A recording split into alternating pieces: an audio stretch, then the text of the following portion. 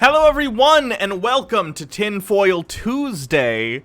Today we're going to be looking at tons of fun stuff, a bunch of science deniers. We're going to be looking at flat earth, we're going to be looking at people who think dinosaurs are a hoax. We're going to possibly be looking at Fall of the Cabal Part 9, and of course, as always, we're going to be doing Conspiracy Bingo. And remember, the first one who gets bingo, you can send me your bingo card in the chat. I'm getting a link for you guys right now.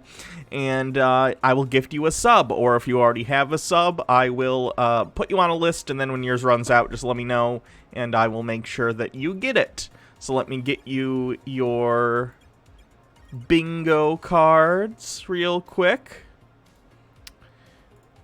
New copy link address.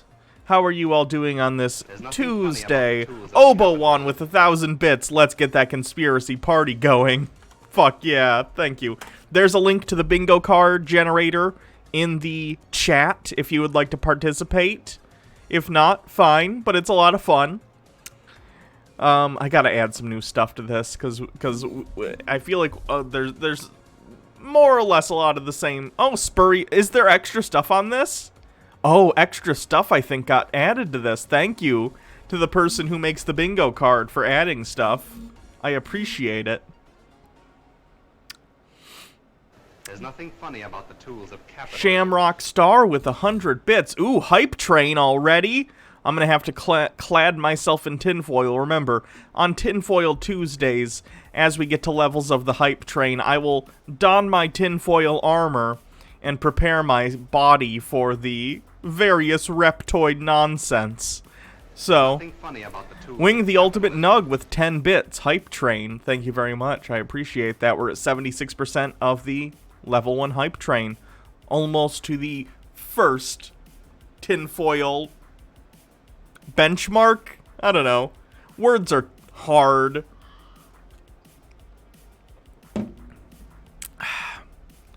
Let's see how everyone's doing today. Let me read some of the chat. Hello, Shamrock Star, Dim302, Sushi Mom, welcome back. DM Trey, Vulcan nothing Princess funny about the 97, tools of Mock capitalism. Turtleneck with 1500 bits. Says, hi Hannah, nothing to say, just think your hair is cute. Thank you very much. We have reached level 1 Hype Train. Let's see what we can do. There's nothing funny about the tools of capitalism. Thank you to DM Trey for gifting a sub and Existential Baguette for 200 bits. I appreciate that. We are... There's nothing funny about We the have tools of completed the level capitalism. 2 Hype Train. Baja, could you come give me a hand if you're somewhere in the chat? I know you're playing the Skyrim, but I need help donning armor.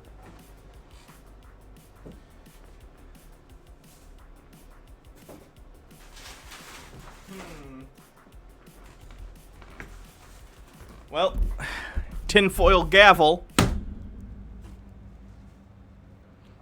The Murusama asks, do you remember that crazy Satanist guy Mario? I do not. Or he thought everyone was a Satanist. Haven't heard his crazy stuff in years. I do not remember that person, no. 0% of the level 3 Hype Train. Okay, maybe she's not in the chat. Let me text her to see if she can give me a hand.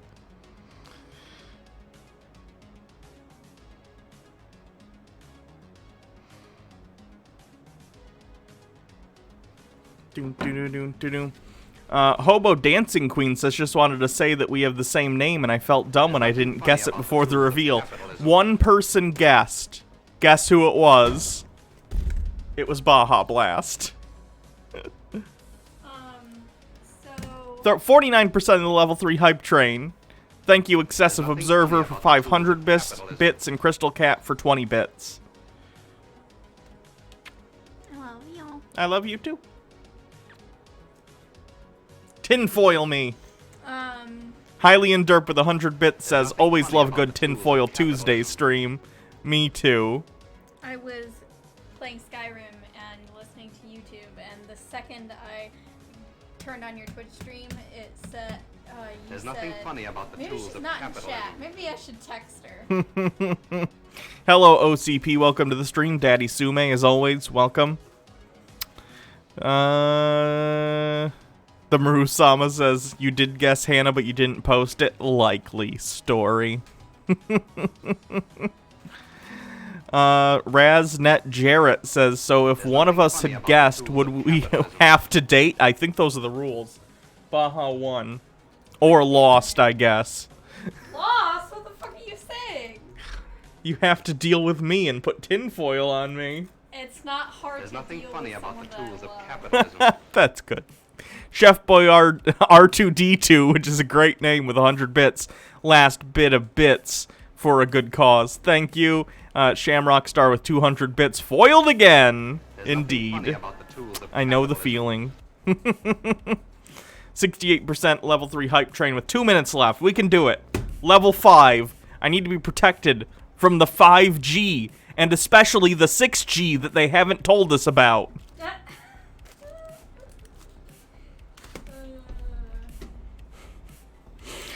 I'm not... Honestly, though, I'm excited to do today. I like the Dinosaur Truthers. I think they're funny.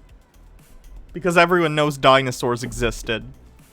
In fairness, I used to think everyone knew the world wasn't flat either, but here we are. There's nothing funny about As the tools of tinfoil capitalism. judge, of course, it is my job to rule from on high and determine the validity of these conspiracy theories. Daddy Sume with 10 bits. Does that count as 5G for the card? No. It only counts when I say nothing funny something about if the it tools says of specifically capitalism. Hannah mentions, like the cheese one or something. Like when it says Hannah mentions cheese. It has to come up in the video otherwise. It can't just be something I say.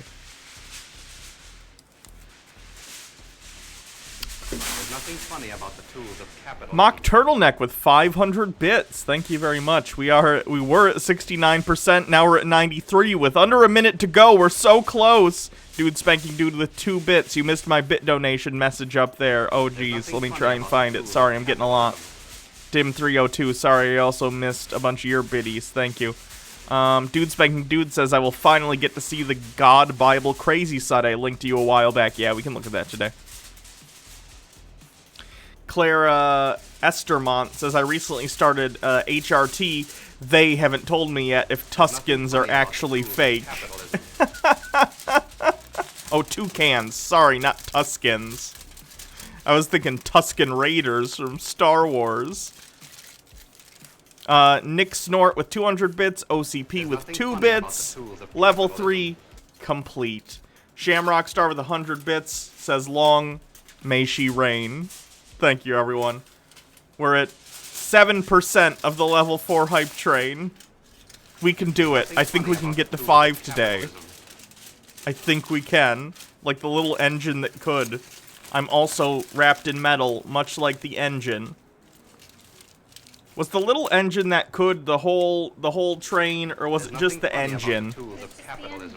Well, that's lame. Frenic31. Thank you for gifting a sub. Excessive Observer, 200 bits. Gotta get you to level 5. Thank you. Mock Turtleneck with 500 bits. Let's get to level 5 right away so Baja can get back to Skyrim. I'm sure she would appreciate that. There's nothing funny about the tools of capitalism. I'm fine, chat. Okay. Turn. 81% level 4 hype train. We're so close. Thank you, Magnetar707, for subscribing. Says, super glad you started streaming, Hannah. Yours and Jake's videos helped me through some really horrible mental illness times a few years ago. So thank you for being such an incredible person. Thank you for saying that. I'm glad we could help you out.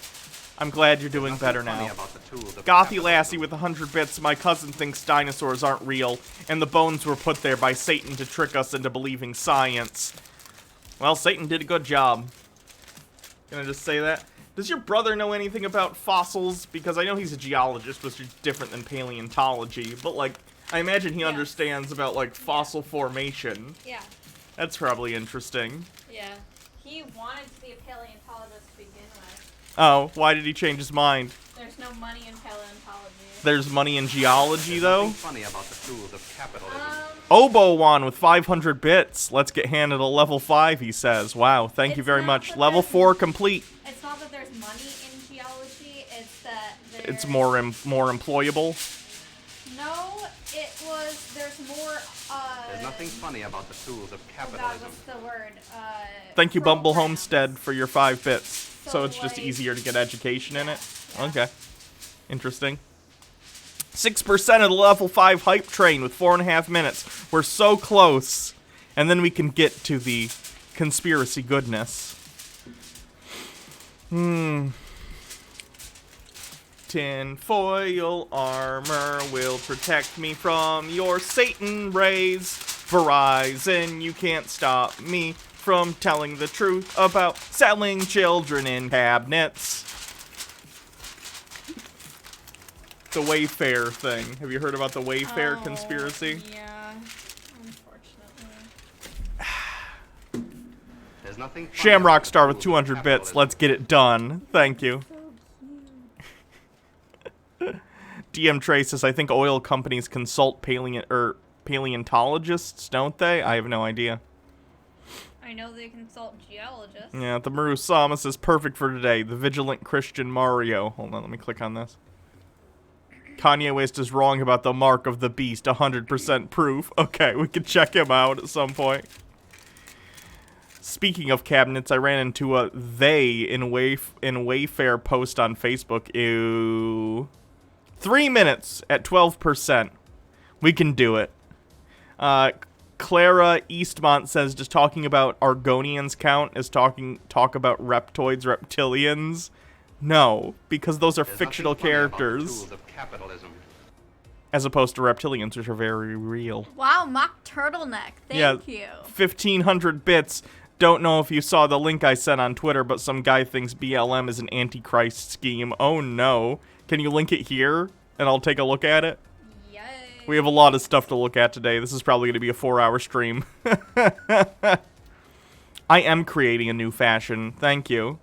62% with 2.5 minutes left. So close. Random guy Reels says, what do you think Kanye's foreign policy is going to be like? We know he likes Wakanda if it were real. I honestly don't know. No idea. Chat, I want you to know, because I want you to be proud of Hannah, but she's lost 20 pounds in 2.5 months, which is 1/6 of the way to her goal, and I think that that's amazing. I'm so crinkly.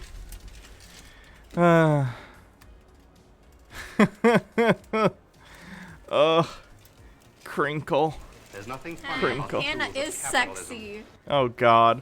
Dude spanking dudes with a bit. Okay, no more sending in links, conspiracy videos. Do it after Tuesday or before Tuesday, so don't post new ones today in order to screw the videos in your favor for bingo. Oh yeah, I forgot about There's nothing that. funny about the I tools forgot of I set that capitalism. rule. Crystal Cat with 100 bits. Hannah, you deserve all the hype trains. I've watched you and Jake since the Genesis 1 episode. You two have kept me sane in the conservative Christian Midwest. Oh boy, it's been a long time since that. 66% with 1 minute 20 seconds to go. We're so close. We're so close to glory. We can't lose it now.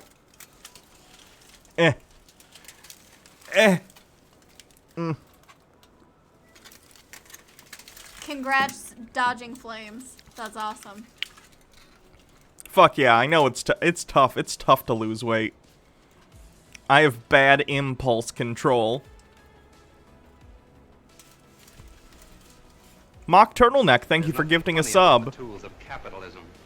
Appreciate it. We're at 82% with 44 seconds left. We're so close. We can do it. I believe in us. 35, 34, 33, There's 32. nothing funny about the tools of capitalism. Daddy Sume, check this out, Hannah. I swear it isn't a Rickroll. It's probably a Rickroll. At some point, if this is a Rickroll, I'm not gonna, like, thank you, Mock Turtleneck, for gifting 2 subs. We made it! So sweet. We made it! There's nothing funny Fuck about the yeah, tools level of 5 Oh, hype. thank you. Thank you so much, everyone. It helps keep the stream running. Buy the Baphomet with 300 bits. There's nothing funny Thank about you the very tools of much. capitalism. Congrats, Hannah. Love you passionately. I love you all too. Let me see what this is on Discord. It's a downloading video. Why would I Nothing play funny about this? the tools of capitalism. I have no idea what this is. If this is a That from Daddy Sume. yeah, if this is a Rickroll, I'm straight up not clicking on any links from you for like a month. Tom G, thank you for your 40 bits. There's Bumble nothing funny Homestead with about the 5 tools of bits. Thank you capitalism. all very much. I'm I'm concerned. at like a thrift store that I go to all the time right now, and I park and I look in front of me, and the fucking car in front of me, its license plate, it says fucking Subaru! Nothing funny about the tools of Subaru! capitalism. Subaru! Subaru! I guess that wasn't a Rickroll. I don't know what the fuck that was, though, and why I had to download it. I know you couldn't see the video because it was, it was a downloaded thing. I love you, too. Alright, it's time to get to the conspiracies. We did the hype train. And that's all great. But now it's time to ruin your lives by exposing you to ridiculous conspiracy theories. I may have a virus now. Daddy Sume is known to spread viruses wherever he sticks things. And by things, I mean files. Alright. Let's see what we got. We have Dinosaur Hoax. Ask a Christian. This is Christians Against Dinosaurs, which may or may not be a parody. So I need your thoughts on that. I know Simon Dan has covered them before, but I don't know. Here, let me Control V. There's the bingo card if anyone needs it still. We have Level Earth Observer. We have Nathan Thompson, the guy who got arrested for bothering children with his flat. In fairness, that is true. I am a wizard. We have this guy named Ball Earth Skeptic who unironically uses, like, the Joker as an avatar in some of his things, and it's hilarious. We have this lady who believes in the Antichrist. We have this lady who believes in the Plandemic conspiracy. And then this, which was sent to me, which is about Kanye West, apparently. So, did the stream go down? Oh, no. Oh, my internet. Oh, shit. What? My internet went, like, refresh. Can you still see me? I don't know.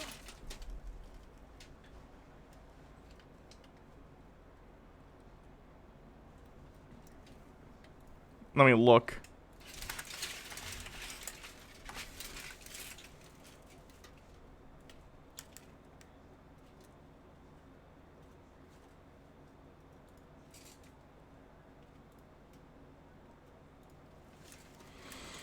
Nope, it's not working. Shit. I even refreshed. It'll hopefully come back in a sec.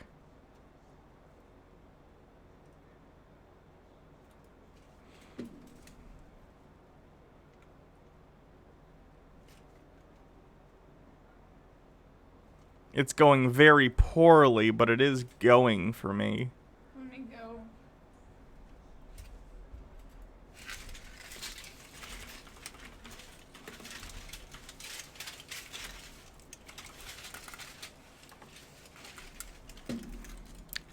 If anyone can hear me, hopefully I'm back up at least for some people. Yeah, I don't know why it's being so fucky.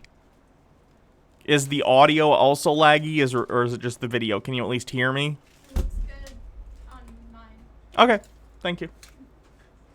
Yeah, thanks. You can hear me fine? Okay, good. Yeah, sorry, my internet, like, got really low for a second. I don't know why.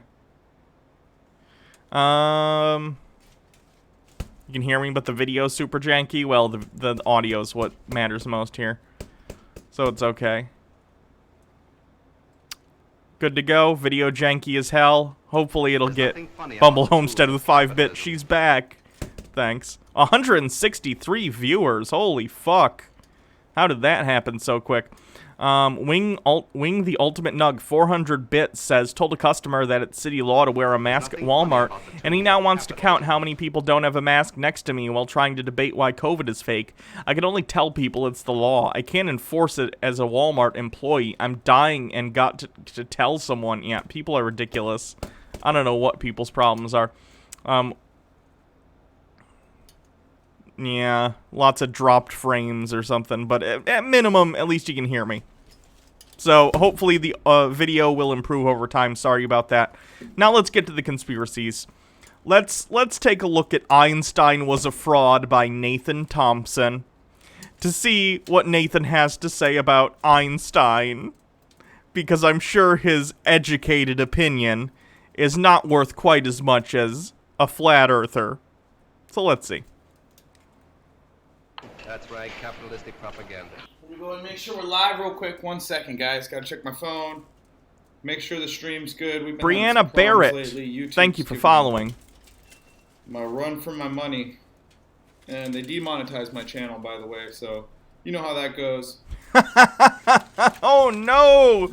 His awful Flat Earth channel, where he got arrested for harassing children at school, has been demonetized. Frankly, I'm surprised that he has a channel at all at this point, considering he committed crimes on camera. Rook Regent, thank you for following, and Polypeptide84, thank you for following. Appreciate it. That's right, capitalistic propaganda. Guys, I want to talk to you real quick about gravity. This is the glue that holds all the globe lies together.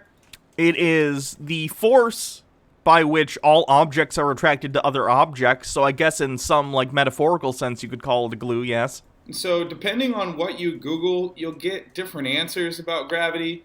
For example, if you just Google gravity, it'll say Gravity is most accurately described by the general theory of relativity proposed by Albert Einstein, who we'll get to in 1 second, which describes gravity not as a force, but as a consequence of the curvature of space-time. Do a rogue, But daughter if of you Tiamat. Google You'll get so law of many gravity, hit dice. You'll get Newton's law of universal gravitation is usually... Is it down again? Jesus Christ. I'll give it a second for it to hopefully recover. I don't know why it's being so fucky.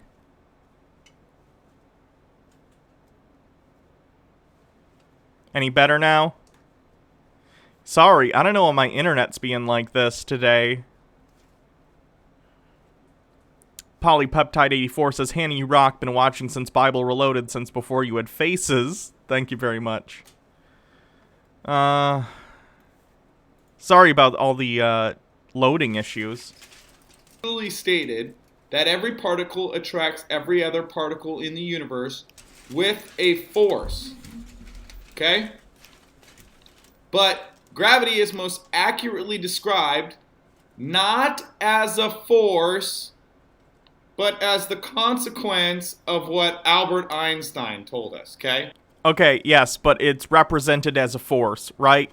They're explaining that it's a warpage of space-time, and that's what causes gravity, mathematically speaking, is not the same as necessarily saying it's not a force. It's just a deeper explanation of what it is. And I'm going to be completely honest. I'm not going to pretend I understand this shit. I'm not a physicist by any means, so I'm not going to be able to talk about this, but the difference is I'm willing to admit that I don't completely understand the concept of gravity, whereas this guy thinks he has a complete understanding to the extent that he can disregard it completely against, like, the opinions of every physicist on the planet.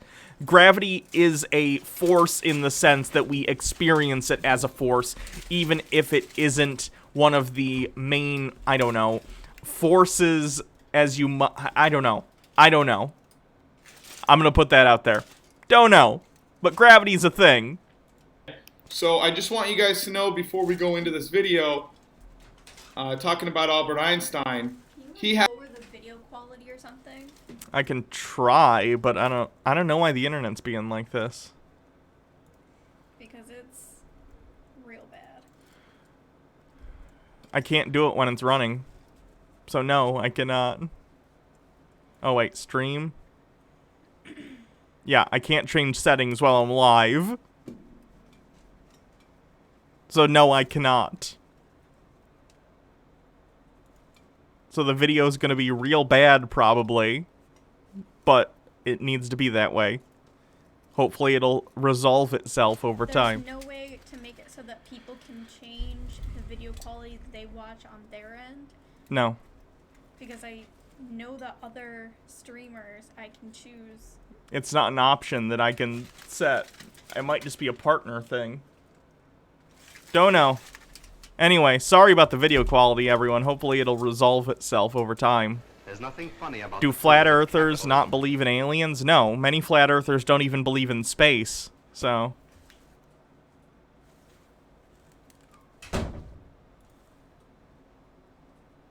you can set a dynamic bit rate on Streamlabs. I can't do it while I'm streaming, though, so... has the most accurately described accepted theory for gravity, and he's a total fraud, he's a bigot, he plagiarized everything, and Tesla thought he was... Wait, do you think gravity's a fraud, or do you think Einstein plagiarized it? Which is it? Because if it's fake, why would plagiarism be a factor? Why would you plagiarize something that's fake? Couldn't he come up with his own fake thing? That kind of seems contradictory to me. Really the only person worthy of making fun of. So let's get right into it.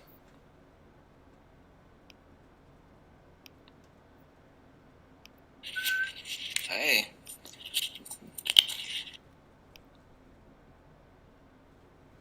You know, I don't care if people hate me, but I can't stand it when they... Hold on, I gotta go see if there's... I'll be right back. I gotta make sure my internet extender is working. Let me go check and see if that's the issue. If it's not, then I will resolve the issue.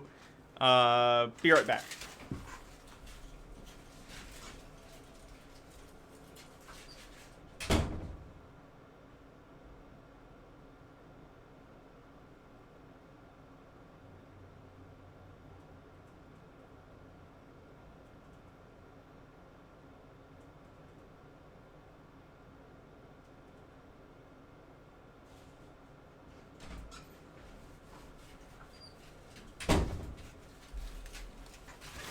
There was a bunch of boxes. My roommate is moving, so a bunch of boxes were blocking my internet extender, and I moved some of them. So hopefully that was the issue, and we can proceed with a little bit, with some fewer technical issues. I'm gonna restart the video, so I can just, when I clip this, it'll be fresh. So here we go. Alright, we're doing Nathan Thompson. Welcome to Tinfoil Tuesday. Hopefully, the not fucked up edition. So let's see if the internet will shit the bed once again, or if we can continue. Make sure the stream's good. We've been having some problems lately. YouTube's giving me my run for my money. And they demonetized my channel, by the way. They probably demonetized your channel because there are videos up of you harassing children on school grounds. Remember the thing you were arrested for? So, you know how that goes. We're live. Guys, I want to talk to you real quick about gravity. This is the glue that holds all the globe lies together. And so, depending on what you Google, you'll get different answers about gravity. For example, if you just Google gravity... Oh shit! I closed out all my shit on fucking... God damn it. This has been a frustrating stream so far. I'm gonna have to restart once again. I'm sorry, everyone, that this is being so fucky today. Thank you, Christian Sanks, for following despite all the technical issues I've been having. God damn it.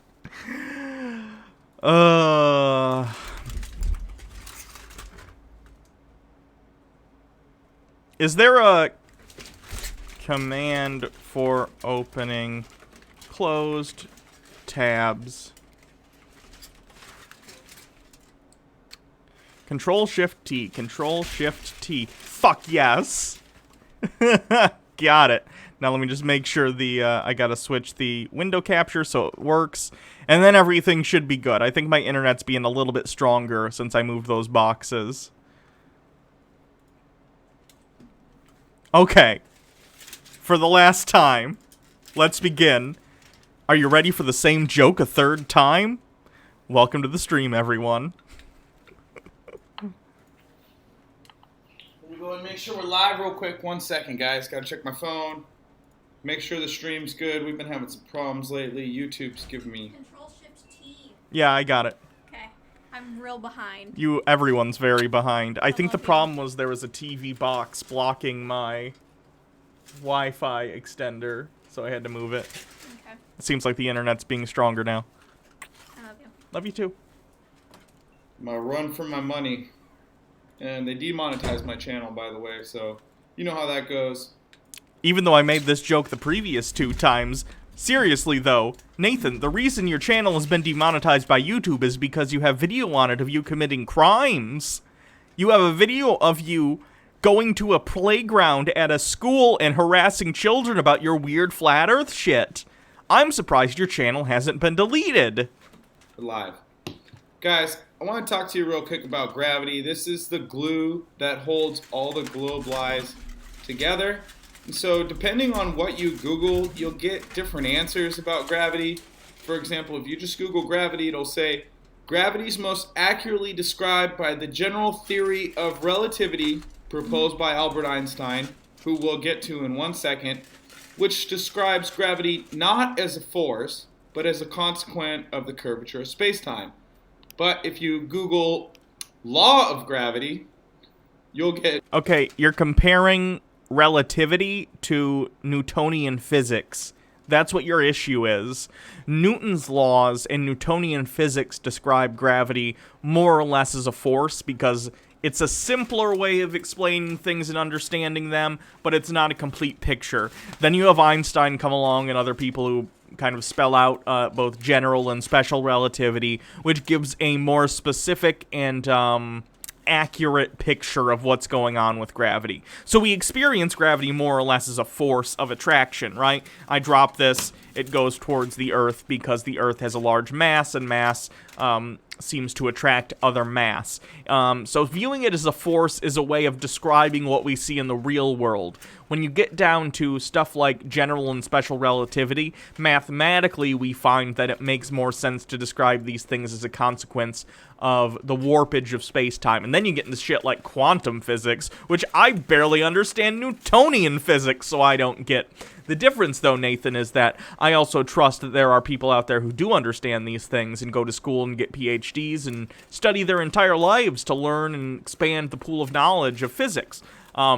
So when they say gravity, they think, as far as they know now, because remember, all science is sort of the best conclusion we can come to at a time. It's less of a conclusion and more where we think things are at in terms of our understanding of concepts, and those things can change. Usually over time, our understanding and the specifics of our understandings refine, right?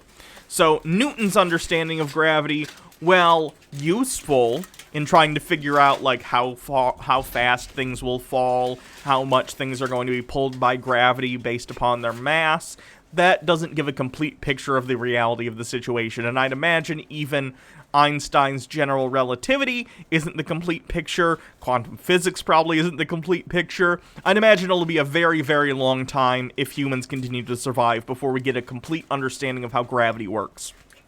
Newton's law of universal gravitation is usually stated that every particle attracts every other particle in the universe with a force.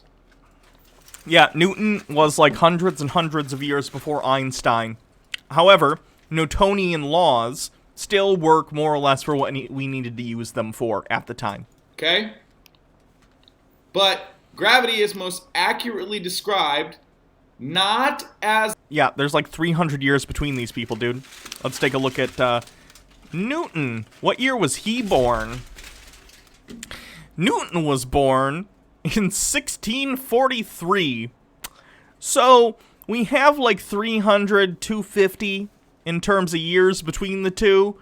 It's how science works. You refine and expand the pool of knowledge, and sometimes, yeah, you look at things like Newton's understanding of gravity and you say, it worked for what we needed to use it for, but our understanding of how it works is expanded. Here's the math that shows why this works. Blah, blah, blah, blah, blah, blah. As a force, but as the consequence of what Albert Einstein told us, okay?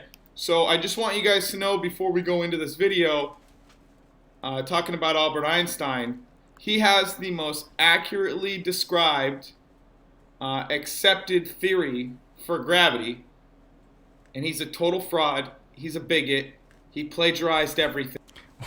Well, and what are you basing that Einstein was a bigot? I don't know, because he was in the 20s and 30s. It's entirely possible he held certain racist views, but in what way does that change what his equations said? Math doesn't have an opinion on whether or not the person who wrote it is racist, right? It wouldn't matter. Let's see what... I don't know why he's saying Einstein's a bigot, so let's look this up. Einstein racist? Question mark? I don't know.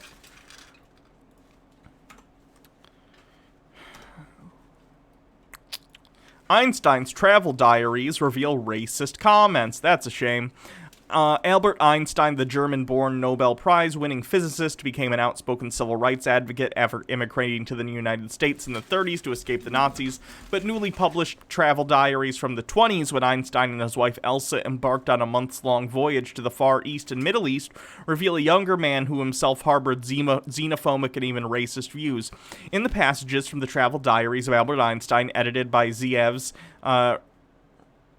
Rosencrantz, Einstein uses on the character and nature of the people he met in Singapore, Hong Kong, China, Japan, Palestine, sometimes in insulting and stereotypical terms.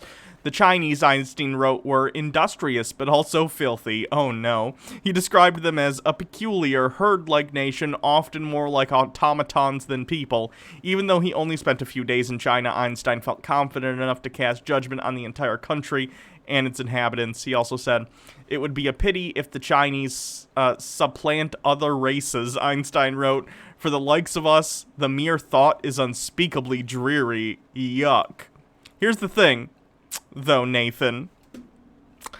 Einstein, his personal opinions have nothing to do with whether or not the theories he put forth are true.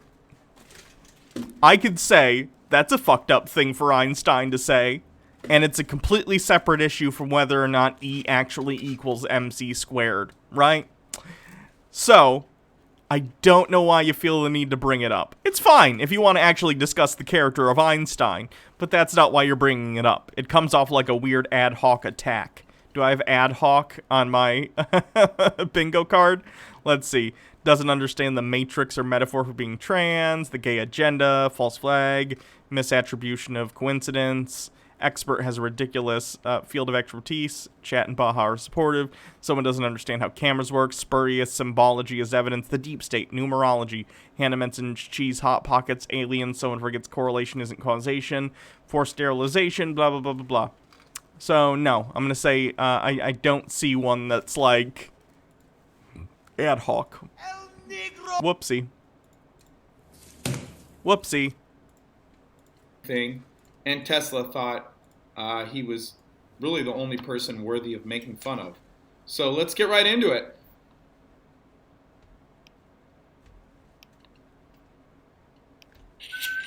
Hey.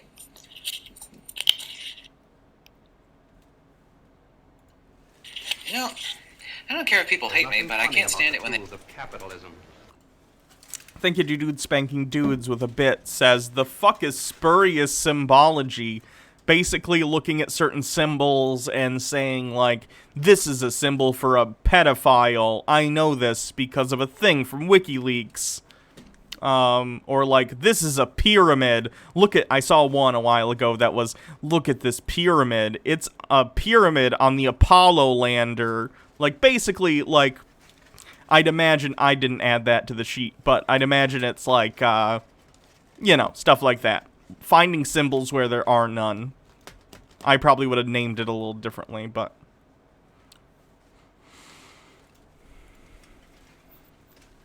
They misquote me. One of the defining features of the stupidity of the internet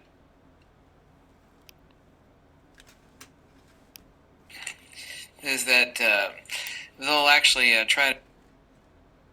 Wow, this guy's internet sucks. No wonder he's a flat earther. He can't take the time to Google anything. His internet doesn't work. Pull you down. What is up And with say that you take a position that you don't... This video is already like 3 minutes ahead loaded. I don't know what's going on here. All right, let's get going. This is Ken Wheeler, Mr. Magnetism. Link is in the details. don't actually take. The biggest one that always pops up is Einstein. And they say, oh, this guy thinks he's so smart. Maybe it's just a curse. Both him and I are dealing with internet problems because we're discussing Flat Earth. The globe conspiracy heads are in on it. They must be destroying our internet to keep the truth from getting out. Better than he said so and so about Einstein. Actually, I didn't say that. What I was doing, in fact, was quoting Nikola Tesla. This is an important point, and What is going on with no my one's ever internet? made this in any... In the chat, hold on. Fulmer says, the bald guy is an electric universer based on an outdated cosmological model abandoned in the 80s. He believes that electromagnetism created the universe. That seems article or odd. book or anywhere on Hold on, maybe it's because YouTube before. Everybody could agree that Nikola Tesla was a very gentle soul. You know, he like hang out in the park, feed the pigeons. Like, no one ever accused Nikola Tesla How old's the kitty we're getting? I think 2 or 3 or maybe 4. I forget. It's around there. of like popping his cork. Yeah, you know, getting violent. There's no recorded incidences of Nikola Tesla in fistfights or anything. He was obviously a gentle soul. The only time of record that we have where Nikola Tesla lost his cool, harangued endlessly, And Didn't Tesla take credit for idea that wasn't his? Are you thinking of Thomas Edison? Thomas Edison stole a lot of shit. Or bought it up, because he had a company that he would buy ideas.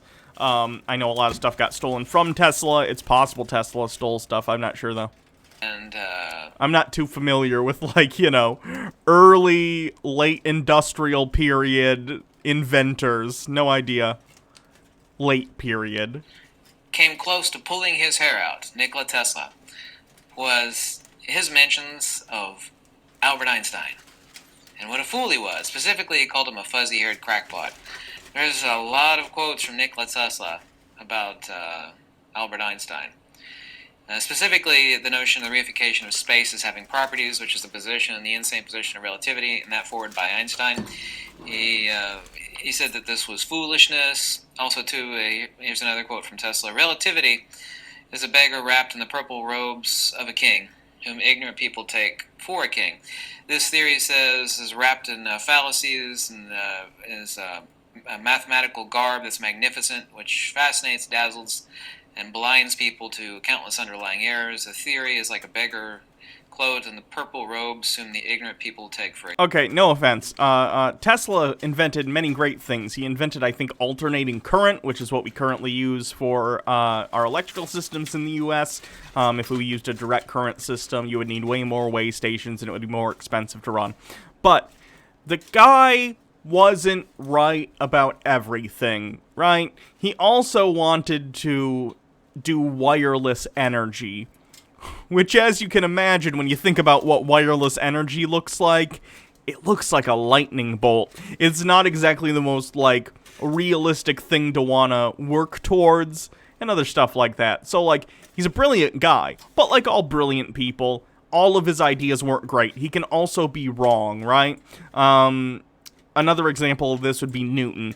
Newton, again, basically laid the groundwork for all of what we understand as not only, like, science, but physics, right? The guy also was into biblical numerology and alchemy, trying to turn lead into gold, right? So, brilliant people are brilliant, and they can do amazing things, but that doesn't make everything they say or everything they touch automatically right. You need to look at the claims they are making on their own merit, and that's why someone like Darwin, for instance, if we're looking at biology, brilliant guy, was the first person to sort of spell out the theory of evolution and how we understand it, but he wasn't necessarily right on every little detail. I think he didn't understand, for instance, a lot of the things we understand today about it. Like there are parts in the book where he's like, I don't understand quite how this feature could evolve, but he even says, but I'd imagine at some point we will figure out a mechanism by which this will occur. So this is appeal to authority at its worst. It's one thing to say, like, oh, doctors are saying to wear masks, so you should wear masks due to COVID.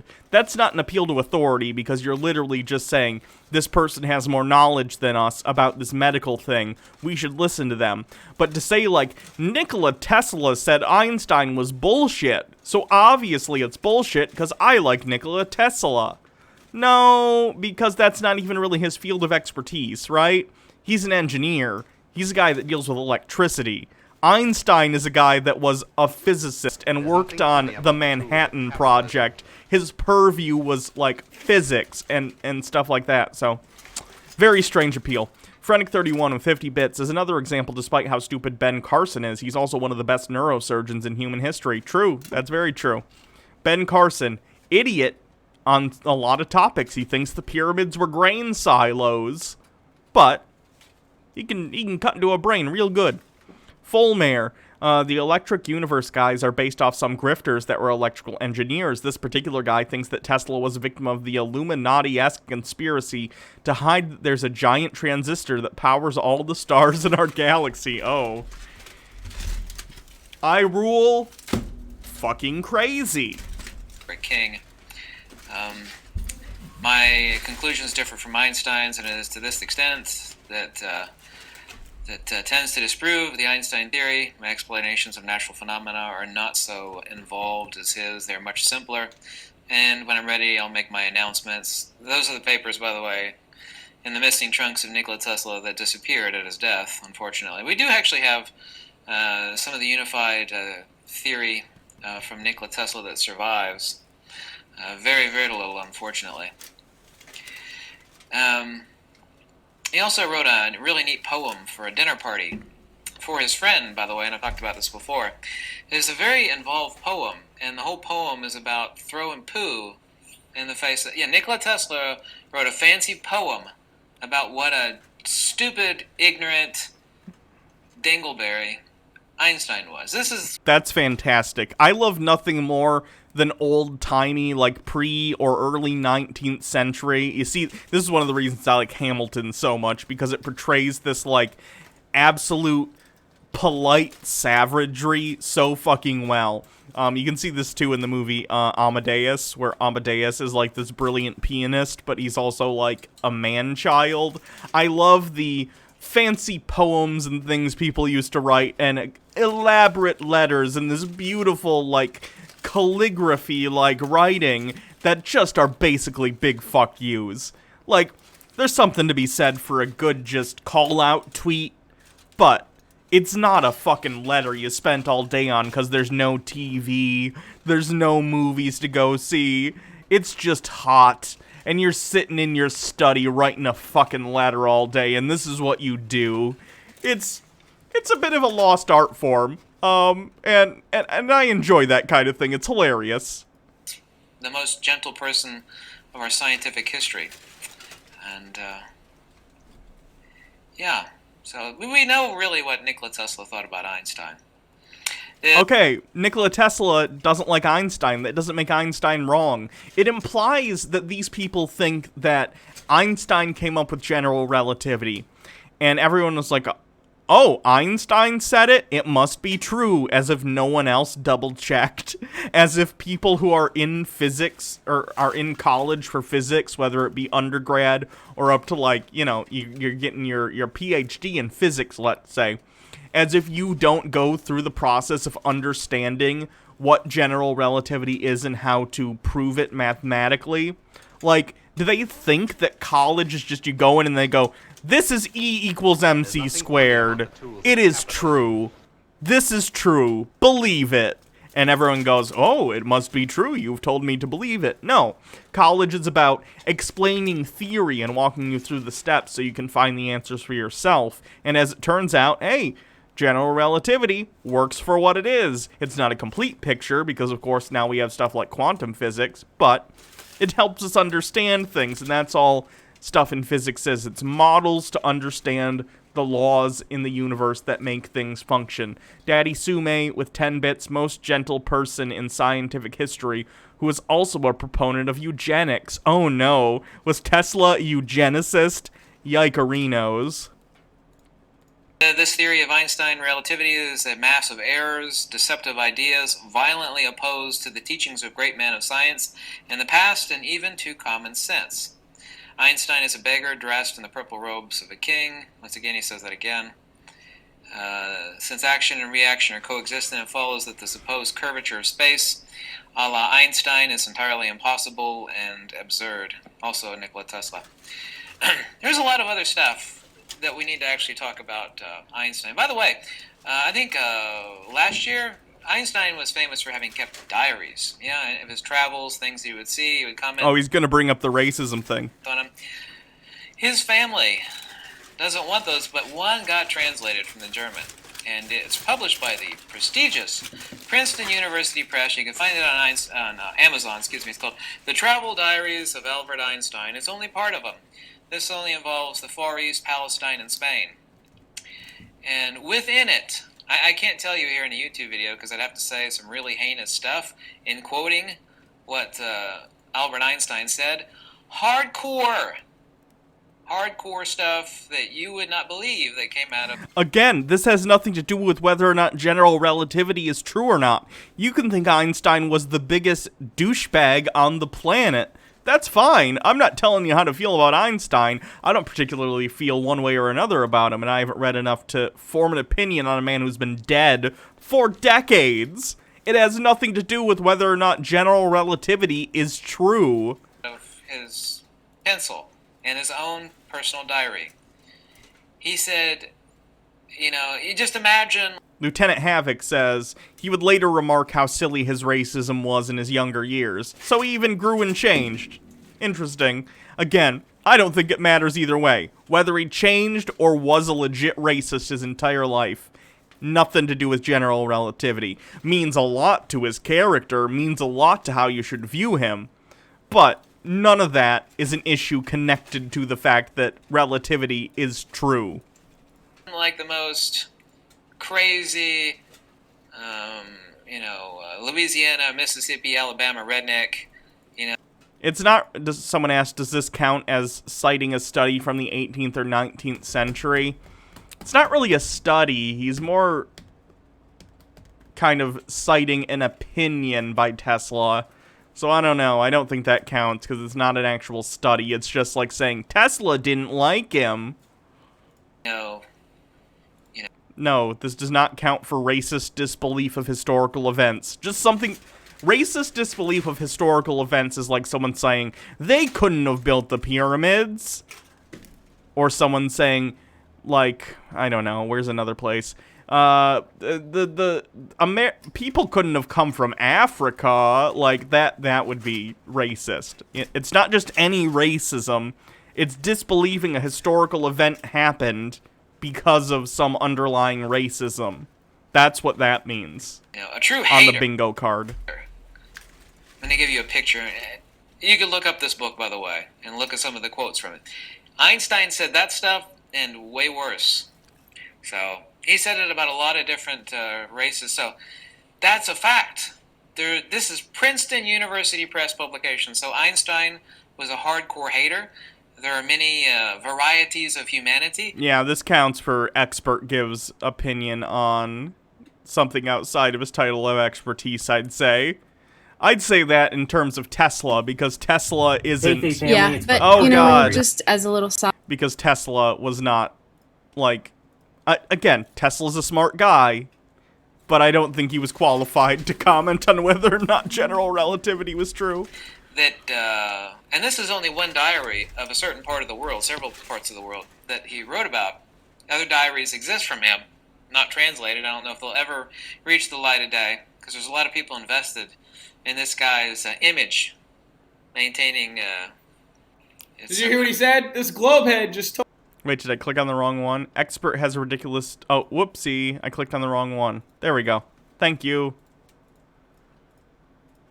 Told you guys, there's a lot of people invested in maintaining Einstein's image. Now, we'll get to why that... Not particularly. Again, I don't particularly care what you think about Einstein. Doesn't matter. You can think him later in life recanting and saying he was a dick. You can say it doesn't matter. He still was racist in his youth and consider that to be more of his character. You can think he's sort of a mixed person who had, like, different opinions throughout his life, so it's complicated. You can think he completely redeemed himself by what he did later in his life in terms of trying to promote civil rights. Whatever you think, fine. It's irrelevant to whether or not general relativity is true, and it's irrelevant to whether or not gravity exists, because it does. That is in a minute. His name means one stone. So they're actually mocking you guys, telling you got one stone rolling around in your head. Wait, do you think Einstein is like a fake character? You think he was like a persona made up to promote the fact that gravity exists? Gravity was already like a well-established force long before Einstein was born. Because you believe Einstein's abstract theory of relativity nonsense. Pristine nature, which of course it never had to begin with. But yeah, so Einstein was a radical hater, the likes of which you didn't even know. This is his own words. It's just translated from the German. Princeton University Press is pretty prestigious, by the way. I love some of the stuff that they put out. I always have on metaphysics and philosophy. So Einstein was I'd imagine not actual physics, though. Interesting how you selectively pick and choose what you like from them. a hater. He was a nasty, disgusting bigot. This is not my opinion. This is hardcore fact. The most gentle scientist in the world and the most brilliant, Nikola Tesla. The only time Nikola Tesla rags on somebody, and he does it endlessly, about what a fool he is Tesla about Einstein. capitalistic propaganda. This relativity was, and by the way, And you need to look Bibo, this guy thank you up. for Most of following. you never heard of this person. His name is Henri Poincaré. You could just type in H-E-N-R-I, Henri Poincaré, P-O-I-N-C-A-R-E. A lot of his stuff is a free download on Archive. 90%, roughly, of what Einstein is famous for was stolen from Henri Poincaré. Let's go over some of the... I don't know whether or not that's true. It also has nothing to do with whether or not gravity or relativity is true. And I think it also flies in the face of them claiming that it's untrue and that Einstein was somehow a persona, right? Because if they were going to create a persona, Einstein, and his name means one stone or something, I'd imagine, in Hebrew or something. If that was the case, why would they then steal a fake theory? They could make up their own. Why would they plagiarize a theory if it was fake? That doesn't make any sense. So either you can argue Einstein was a dirty plagiarist, or you can argue Einstein made everything up. You can't really have it both ways. It's like they're trying to attack from two avenues that completely cancel each other out. The timelines. 1895, at the age of 16, Albert Einstein fails a simple entrance exam to the engineering Einstein is a German name. I guess I just assumed because it ended with, like, Stein, and I know Einstein was Jewish, so I wasn't sure. school in Zurich. 1896, at the age of 17, Einstein became a high school dropout. That makes sense, though. Wein, yeah, that makes sense. That tracks. German citizenship is revoked, and he enrolls at the Swiss Federal Polytechnic School in Zurich. Are you guys hearing this? This is good. 1898, Poincaré in France writes the paper on the theory of relativity. It wasn't called Relativity by Poincaré. So this was written in 1898 by Henri Yeah, I don't know how to count in German. Sue me. Poincaré, which never mentions Einstein, of course, which Einstein plagiarized as one of his in his 1905 paper, without ever citing Henri Poincaré. By the way, here's a famous true quote from Einstein. Einstein said famously, and it's so apropos to this, "The secret is hiding your sources." In other words, Einstein stole from a lot of different people, and he hid his sources, and he claimed it as his own. 1900, Max Planck and Wilhelm Wien of... Again, this has nothing to do with whether or not relativity is true. Even if Einstein were a plagiarist, and again, I haven't looked into it, so I have no idea about Einstein's personal life, nor do I particularly care enough to look into it. Einstein's character isn't something that matters to me. I have to prioritize my time. Of course, I spend it doing this, so you are free to question my priorities. However, Einstein's credibility as an individual has nothing to do with whether or not E equals mc squared is true. It's been tested and shown time and time again to be accurate for what it's used for. Deutschland, Germany, developed the quantum theory, which Einstein plagiarized in his Das Lichtquant, or light quantum paper, in 1905, 5 years later, citing neither Planck nor Wien. 1901, at the age of 22, after 5 years at the Swiss Federal Polytechnic School, Einstein graduated with the lowest grade point average in the entire class. He became... Okay, some people can be bad in school and be smart. Einstein, for a variety of reasons, might not have done well in school. Maybe he didn't test very well. Maybe he needs to take a lot of time and work on his own, and that sort of structured classroom setting didn't work for him. Maybe he was busy thinking about other shit. Who knows? It doesn't mean he was an idiot. a Swiss citizen, and he got... So he failed the entrance exam, got kicked out of high school, and he was determined to have the lowest IQ in class. People think this guy's a genius. It's entirely possible he was maybe on the spectrum. I have no idea. But, like, again, it's entirely possible the classroom just wasn't meeting his needs in that day and age. Job as a technical assistant in a patent office.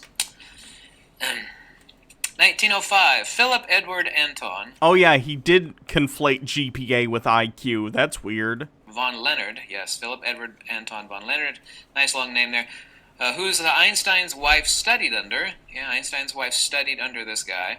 Received a Nobel Prize, you can look this guy up too, by the way. Received a Nobel Prize for discovering the photoelectric effect, which Einstein plagiarized the same year as his paper, with no reference to Einstein. None. There's another one where Sir Isaac Newton talks about the bending of light around the huge gravitational acceleration of the sun. Einstein is given credit for that. There are actually 3 people that talk about this at great length, long before Einstein ever came around. Yet people attribute that to him. So his Nobel Prize for the photoelectric effect, which, by the way, the explanation of which is entirely wrong, was not a discovery of Einstein. It was... Lucas Dawn has a quote for me, I assume from perhaps Wikipedia or something, I don't know. Quote, so why do so many biographers and even Facebook posts claim, this is from inventionland.com, interesting, common misconceptions about Einstein.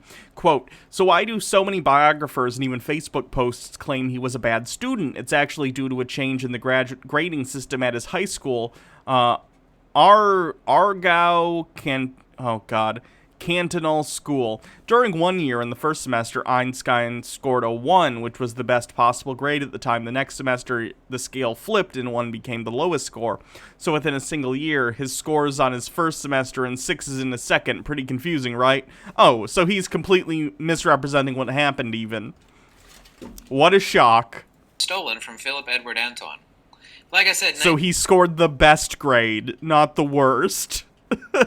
Genius. 90% of the stuff that you think Dare I say that this guy's quite the Einstein. Wah, wah. equals MC squared, that actually first came out of Henri Poincaré, not Einstein. Everything, by the way, too, and I have to mention this one, thank you, there are 4 books, one of which is 2,300 pages long. I forget, it's 2,300. 4 books written about all the plagiarism of Einstein. Hardcore facts, not opinions, not conjectures. Einstein was a plagiarist and a fraud. Again, what these people don't understand, I feel like I'm a broken record here, but I need to reiterate it time and time again because it's so important. It does not matter who came up with E equals MC squared. It is true. In the way that math is true, which, by the way, is like the only things you can actually prove. When you hear someone says, I have proof of something, they probably don't. What they mean is they have evidence. In math, you can actually prove things. And physics is mainly math. Thank you, BNIVEN447 for following. Bivin447, maybe? I'm not sure. So we know that Einstein, by his own diary, translated from the German and published by the prestigious Princeton University Press, was a radical bigot, a hardcore radical bigot. The most gentle, brilliant scientist of our time, Nikola Tesla. The only person that he railed against as being an idiot, a fool, on and on and on. These are Nikola Tesla's own words. The only time Nikola Tesla loses his cool, the most gentle person ever, was about Einstein. I think he was probably pretty pissed off every time Edison stole his inventions. I think that would probably piss him off. I don't know how much he wrote about it, but... He stole everything from Henri Poincaré. That's 3 strikes and you're out. And like when Edison... Remember that time Edison electrocuted an elephant in order to try and discredit alternating current? Fun stuff. Einstein's own name, by the way, Einstein, means 1 stone, which is a euphemism for being an idiot. You got 1 stone rolling around in your head. What? I've literally never heard that used as a euphemism for anything. Yeah, it's a euphemism for being an idiot. You have 1 stone rolling around in your head. So This is how these flat earthers work. One of them will say a thing, and then everyone will go, that must be true. Yeah. I've never heard anyone use 1 stone as some sort of euphemism for being stupid. Never. You hear people ironically say, good job, Einstein, but that's literally because he's in pop culture considered a genius, and you're being ironic by saying, oh, you're Einstein, but really you did something stupid. I've never in my life heard on TV or read in a book or whatever heard someone say, he's a real one stone. That's not a thing people say. The Thes7274473 says Edison did what? Edison electrocuted an elephant to death, which is actually redundant. Electrocuted means electricity killed you. He electrocuted an elephant. It was an elephant that had killed some people, although I don't really blame the elephant because of circus conditions back in the day and even today. I'm not a fan of circuses. But in order to try and say direct current's much safer, which is the patent Edison held, and Nikola Tesla had alternating current as a patent, he electrocuted an elephant with alternating current to say, look how dangerous this is. Of course, that's ridiculous. You can be electrocuted by any electricity. It just depends upon, like, the voltage. But it was like a propaganda ad. It was like, look it, I can electrocute an elephant with alternating current. Isn't this dangerous? Yeah. Topsy was the name of the elephant. Hashtag justice for Topsy. Fuck Edison. Edison was an absolute asshole. And again, doesn't make light bulbs not real. And again, Edison didn't even really invent the light bulb, so. Who's gonna be the hero? Edison is basically Elon Musk of, like, the late 1800s and early 1910s. He owned a business, he hired a bunch of other smart people to come in and invent shit, and then he'd take credit. That's a good way to explain Edison. So for the globe, Einstein, the idiot with one stone rolling around in his head. Thank you very much. So, there's actually a longer list than this on the timeline of Einstein. And if you want to check out that book by Princeton University Press, you can find that on Amazon. It's the Travel Diaries of Albert Einstein. Prestigious publication by prestigious university. Princeton University Press does really good work, mostly so. Almost entirely. They're really, really good. He says almost entirely because I'd imagine they also publish physics books that don't agree with him. I saw one person leave a review on this book, and it's just one sentence. Like, how dare you slander Einstein? He's such a brilliant man. It's like, this is Einstein's own words, just translated from the German into English. Einstein is a radical bigot. I can't even tell you. I would love to quote to you some of the things that Einstein said in his diary. I would actually love to. But I would probably, because YouTube listens to everything. They wouldn't know that I'm actually quoting of somebody. I can't tell you what it says because it's so radical. But it is radical. Look it up for yourself if you want some direct quotes from that book. First, Senshini says he got the elephant for that stunt because it killed someone who was being put down anyway. Yeah, but like... And again, I don't blame the elephant because of the awful circus conditions. And honestly, you shouldn't be keeping elephants in captivity anyway. But they could have, like, shot it in the head and had it die quickly. But instead, they did the electrocution. And it was probably incredibly painful and really fucked up the elephant. Like, it wasn't an instant death for that elephant. Not a great time. Its eyeballs probably fucking fried. Not good. And then Apollo 8192 says, I've heard the insult that someone has a head full of rocks. Maybe they're referencing that. No. At best, they're tangentially trying to connect it to that. No one says you have one stone rolling around in your head. No one says that. People barely say you have a head full of rocks. But even then, it's always plural. Rocks. With an S at the end. No one says you have one stone or one rock in your head. Of Einstein's diary. So, Einstein is a thief, a fool, a bigot. Nikola Tesla hated him. He stole everything from Henri Poincaré. He did not actually... Are you going to actually do math and show me why general relativity isn't true, or are you just going to bitch about Einstein the person? Discover the photoelectric effect at all. We know now, countless people have proven that light doesn't have a constant speed. By the way, it's not a speed at all, it's a rate of induction. Light slows down, rate of induction slows down in water, glass, so on and so forth. We've known that, of course... You hear that, guys? The speed of light is not a speed at all. So anytime someone says speed of light, that's an oxymoron. I'm pretty sure speed of light typically means speed of light going through a vacuum. That's what the speed of light is, because unimpeded speed goes at the same rate. They're talking about a rate of... You can talk about the fact that if you put lenses and stuff in there, it's going to change it, but that's not what people mean when they say speed of light. They're talking about the speed of light in a vacuum. Induction. The speed of light's never been measured. They assume the vacuum of space. Then they do more math to assume how fast light travels. It's just hocus pocus nonsense. Math is magic, because I don't understand it. Look, Nathan, I'm not good at math either. When I play D&D, which is, by the way, that's the channel icon, if you've ever wondered what the fuck that is, that's my D&D character. I use a calculator, or I use Roll20, where it adds up all the numbers for you, because I can't do basic addition quickly in my head. I just don't have a brain for math. But that doesn't mean I think math is some magic hocus pocus people are making up. It's a way of describing things and forces in the world in a way that is provable against itself.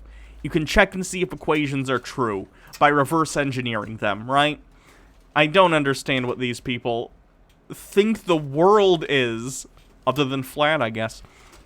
Mock Turtleneck with 100 bits says, science is full of stories of people stealing work from others. People broke into other labs, did propaganda campaigns against their colleagues to disprove their work and make their own seem more legitimate. The sugar industry lobbied a scientist to create results that said it was fat that was the cause of obesity. The scientist who proved sugar was the real culprit basically became a laughingstock and died as such despite being right. Science is brutal as hell. Oh yeah. Any enterprise that humans undertake is going to involve some dirty pool, because that's kind of how human beings are. I'd like to think within science the playing field is a little bit cleaner because of the intelligence level often required to get like a PhD and actually do experimentation in whatever field. But of course, people are always going to backstab. People are going to steal other people's work. I was talking to Baha just the other day about this, and she was like talking about how sometimes a lab will see your research, and before you publish it, they'll scoop you, and they'll publish research that's very similar before that. And that sucks. But it's sort of human nature, and that's why science as a process is sort of self-correcting. At the end of the day, it sort of turns that human desire to be right and prove yourself better than others, and it says, fine, peer review this research, prove it wrong. And that's what you do. It's just a back and forth of trying to prove each other wrong. And that's why it works out so well. Crimson11, thank you for continuing your subscription. Nonsense. Now, Ken Wheeler will promote this hocus-pocus nonsense, tongue-in-cheek, out of the side of his mouth, but what he talks about on his YouTube is that Einstein's a fraud and worse, and exposes him. Great job, Ken. Thanks so much. Couldn't have done it better myself. Explanation is mine because it's accurate. Dielectric acceleration, that light bends under heavy gravitational acceleration. So when you say, well, you know, the last time it was a lunar eclipse, so I proved Einstein's theory right. That was not Einstein's theory at all. It didn't belong to him. 3 people prior to him postulated. Okay, it doesn't matter. It's commonly referred to as Einstein's theory of relativity, so people understand what you're talking about when you say it. None of this is discrediting the theory of relativity. You're trying to attach a personality to the theory of relativity and by proxy bring it down by disparaging the individual when they have nothing to do with each other. It could be discovered tomorrow that Einstein was just the worst human being somehow. He was secretly a German spy, and he was involved in who knows what, whatever. Of course, none of that's true.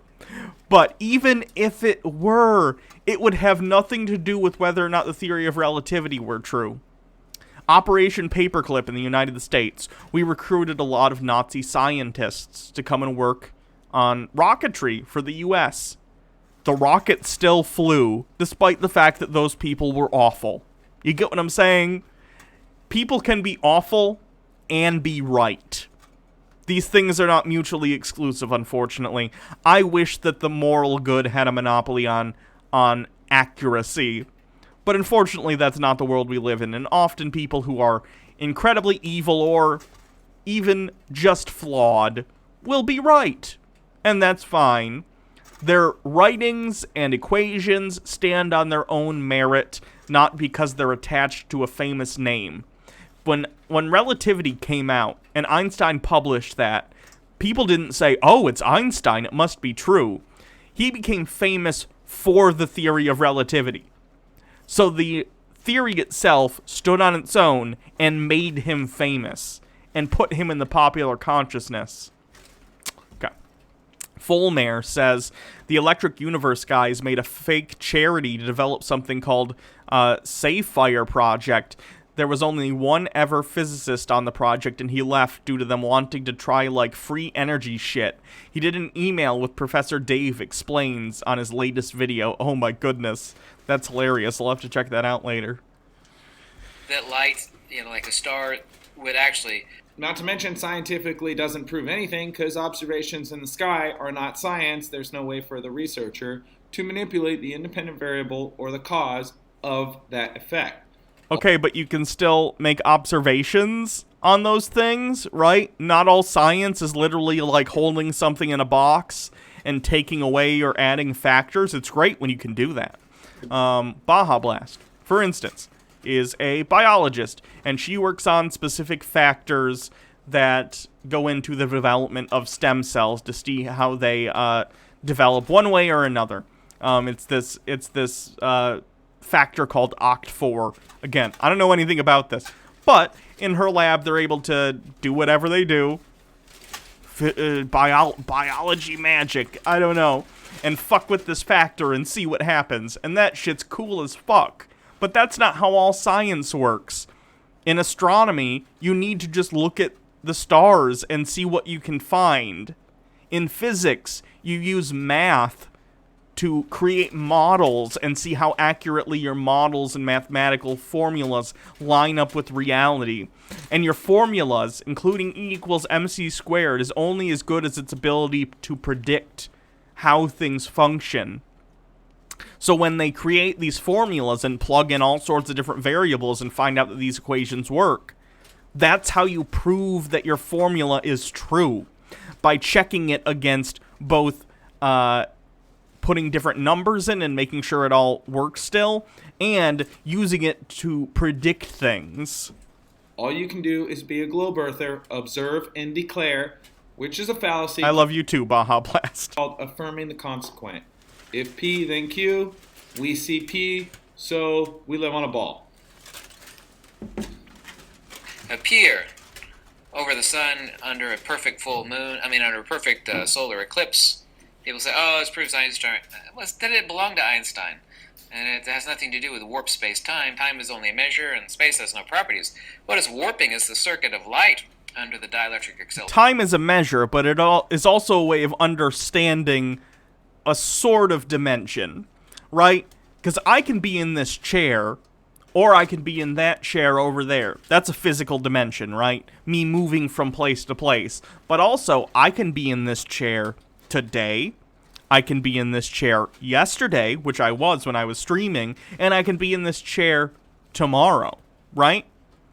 So, time, we use it as a construct to help measure things, but it's only useful as a construct because it represents a real thing we experience. We experience things logically from A to B to C, cause and effect, right? That's time. The fact that my things that I do today have consequences into tomorrow and the next day and the next day, that's a consequence of time. If time didn't exist, then everything would be happening at once. Or things would happen all out of order and nothing would make sense, at least from our perspective, right? Acceleration of the sun's what we call gravity. So that's it. Einstein is a bigot, a fraud, a plagiarist, and a huge thief.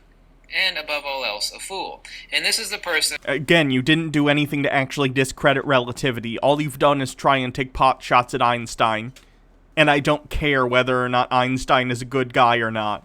it's irrelevant to the fact that general relativity is an understood and accepted concept within the physics community. In the 21st century, heralds as a genius of geniuses, and he's not. It's not my opinion that that's the case. It's a fact that that's the case. But we live in a corrupt and sick age. You're brought up to believe this crap.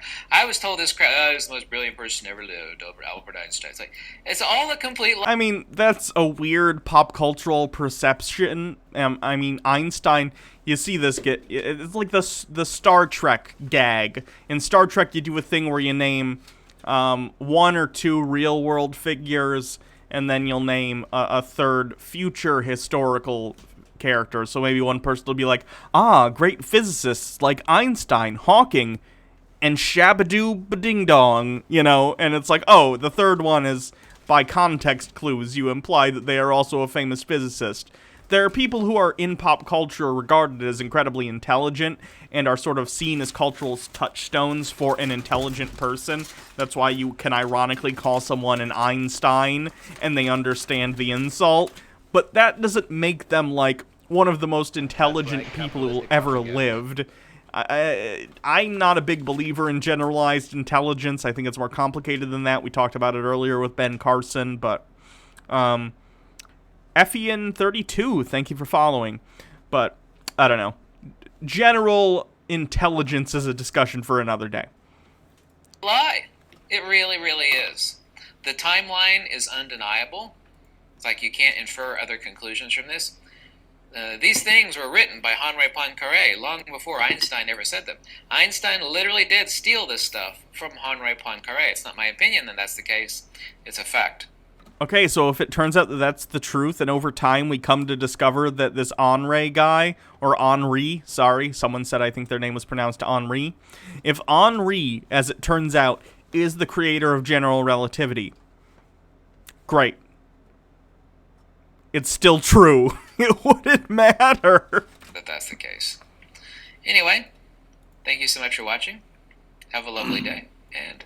By the way, what the fuck is this video, Nathan? You're not even commenting on this video. You just played this guy's YouTube video on your YouTube channel.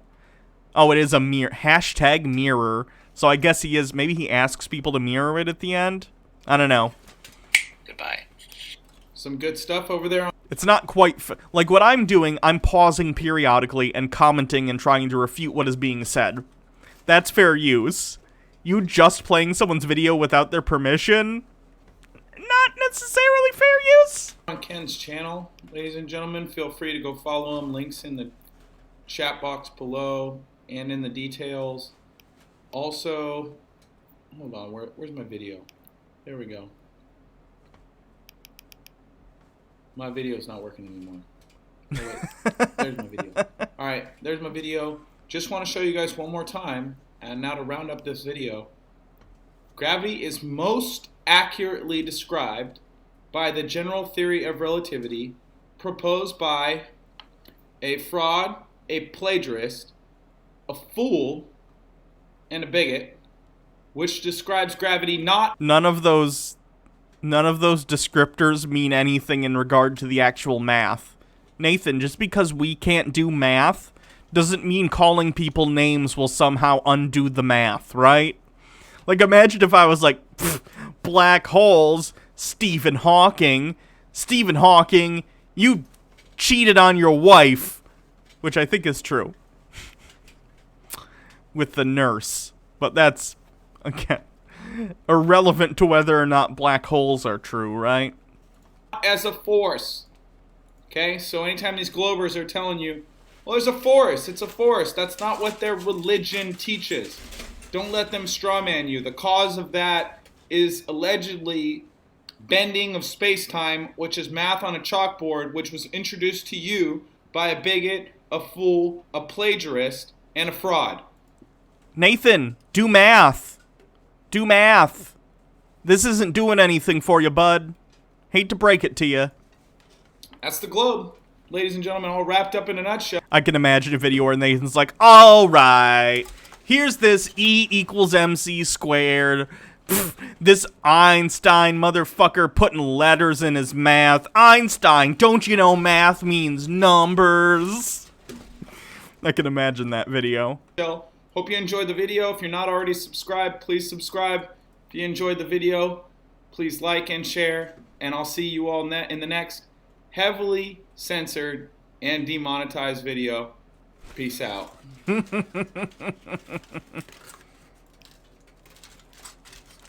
Okay, that's enough Nathan Thompson for today. By the way, this is my YouTube channel, Hannah Reloaded. I'm going to put a link in the chat if you haven't subscribed already. I'm trying to get to 1,000 subscribers. Oop, that's the bingo link. Well, get the bingo if you haven't already. Here's a link to the channel I'll post. If you would like to subscribe, I'm trying to get to 1,000 subscribers so I can monetize the channel. So feel free to subscribe and check out highlights. I have tons of playlists. I have Chud Watch as a playlist where we watch just all sorts of Chud stuff. Of course, I just have a stream highlights, so if you don't want to watch a whole stream, but you want to just see the different sections, like 18 minutes to an hour, most of them are. 20 minutes to an hour, a lot of these clips are. I, of course, have a Sovereign Citizen playlist and a whole conspiracy theory debunk playlist, which, of course, includes all the Tinfoil Tuesdays, and will continue to do so in the future. So check it out if you want a convenient way to check me out in the future, as my Twitch streams get deleted off of Twitch after 14 days because I'm not a partner yet. I'm only I'm an affiliate. So let's check out the bingo card and see where we're at. Milfsat Taco Bell. Good name. Thank you for continuing the gift sub you got. I'm glad you've enjoyed it enough to stick around and continue your subscription. Let's see what we got. Racist disbelief of historical events, fluoride, or halogen scaremongering. Doesn't understand Matrix metaphor for being trans, chemtrails, reptoids, the gay agenda. Something is a false flag operation. Misattribution of coincidence. Post hoc, ergo proper hoc. Expert has a ridiculous job title. Field of expertise. Baja Blasts. Someone doesn't understand how cameras work. Spurious symbology is evidence. The deep state. Numerology is used as evidence. Hannah mentions cheese and hot pockets. Of course, me saying that out loud does not count as a mention. Aliens. Someone forgets correlation isn't causation. Forced sterilization. Population control as a motive. Satanic ritual. Child abuse. Ancient wisdom. Thinly veiled anti-Semitism, and vampires. Oh, thank you for going to subscribe, Andrew Dickerson. I appreciate that. And thank you, Thez72744473 for subscribing. Appreciate it. Can we do Dinosaur Deniers now? Yes, we can do Dinosaur Deniers now. Let's see what we got. Dinosaurs. It's all a hoax. What else do we have? I gotta see if I have different... I gotta see how many dinosaur things I have. I think I have 2 pulled up. Let's start with this guy. His channel is Remember Lads. Subscribe to Big Bear. Capitalistic propaganda. Thank you to... Shark Teeth for following. Welcome to the stream. Let's see what this is. It has no likes, no dislikes, 14 views. So we're early on. We're in the Century Club, fam. We're in the first 100 views of this video. We get to be perhaps the first to debunk this dinosaur hoax video. All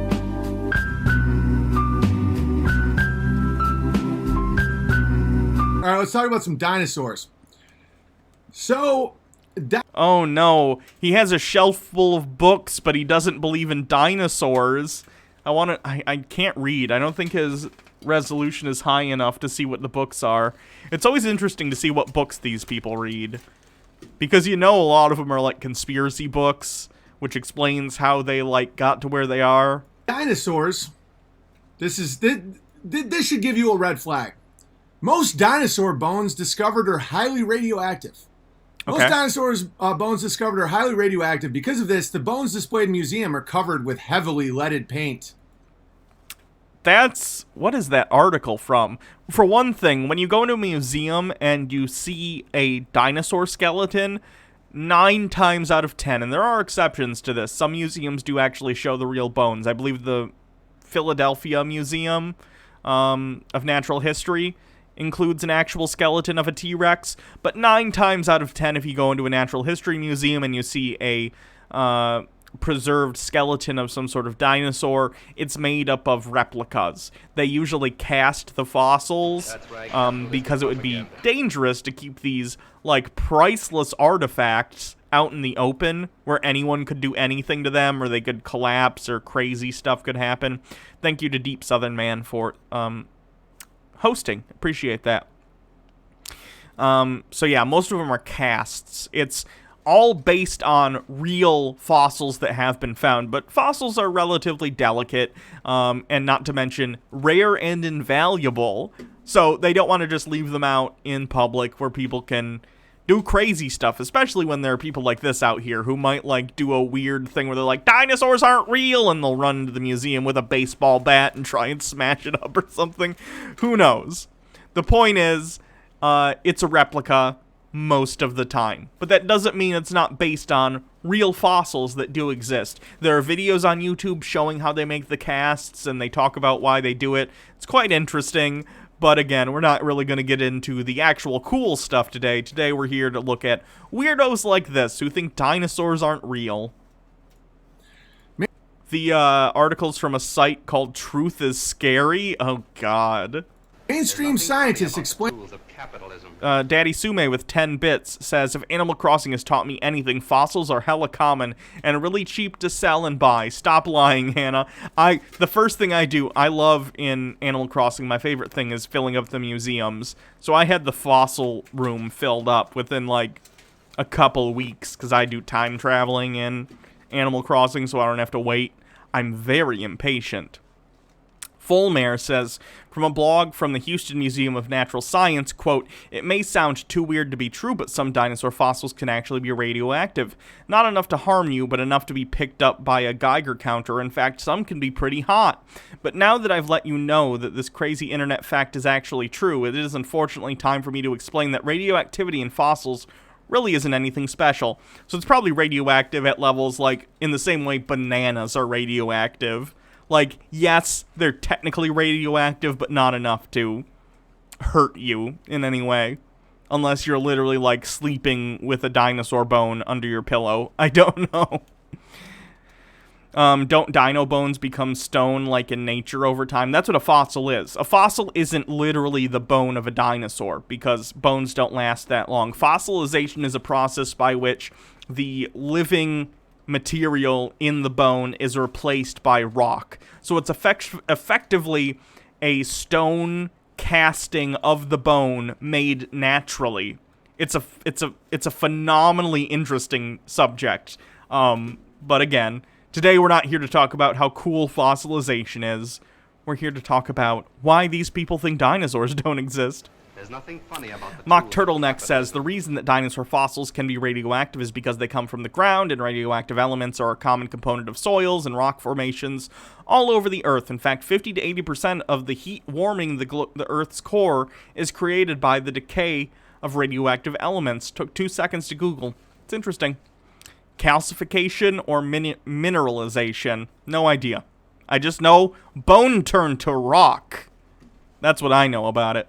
Daddy Sume with 10 bits. So Dr. Grant 100% got cancer from that velociraptor claw he carried around everywhere. Seems like it, yeah. Seething Cheetah says time traveling is valid. I, too, am impatient, yeah. Explain this phenomenon by citing elemental uranium deposits in Colorado and Wyoming. These deposits were formed during the Jurassic Age. The radioactivity is generated from sandstones found in the love when region. These people laugh at completely reasonable statements. I think it shows where their head's at. Like, they're not here to learn or to try and gain a better understanding. They're laughing at stuff and saying that incredulousness is an argument, and just laughing at things that counts as an argument, because they're not here to learn. They just want to feel superior to the scientific community, and it's very strange. I don't get it. Yeah. And because I even talk about this. I'm not an expert in any field. I'm just some asshole on the internet.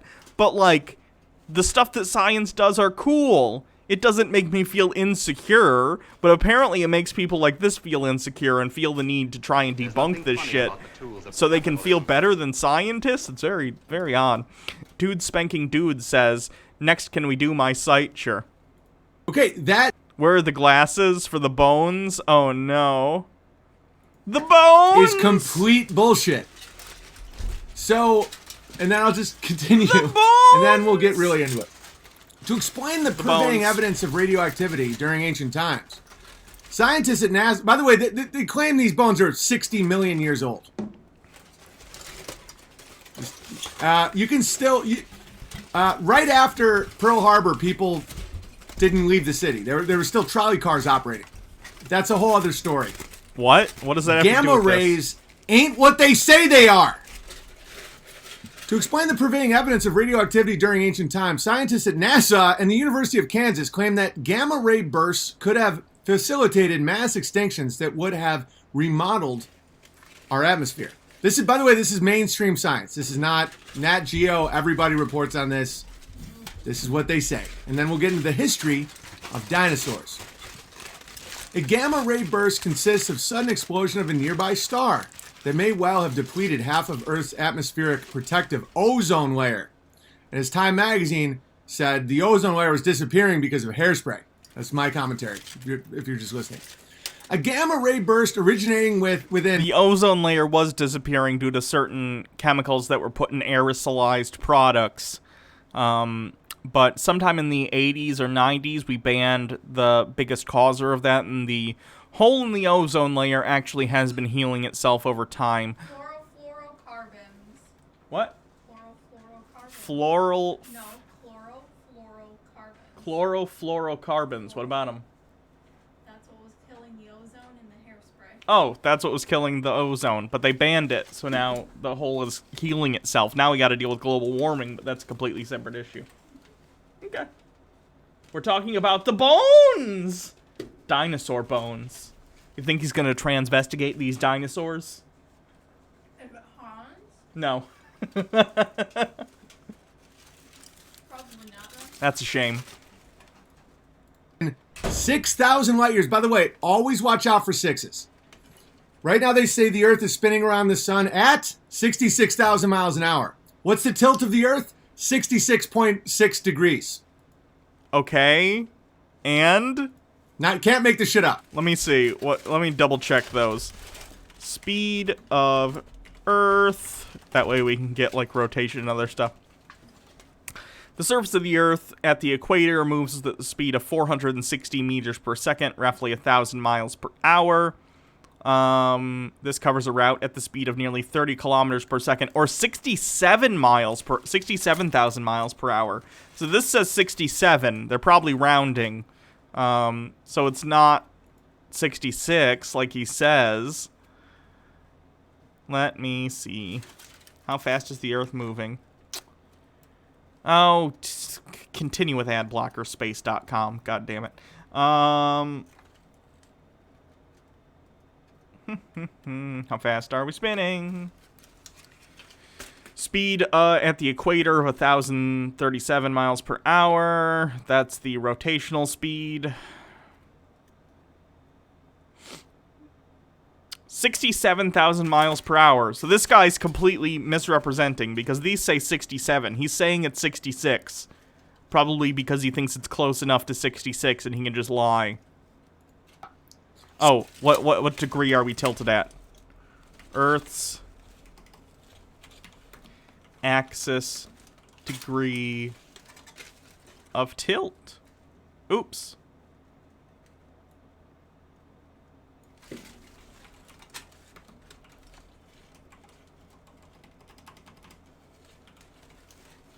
God, I'm not typing well today.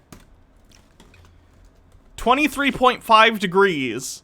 What the fuck is he talking about? He's just pulling the 66 numbers out of his butt.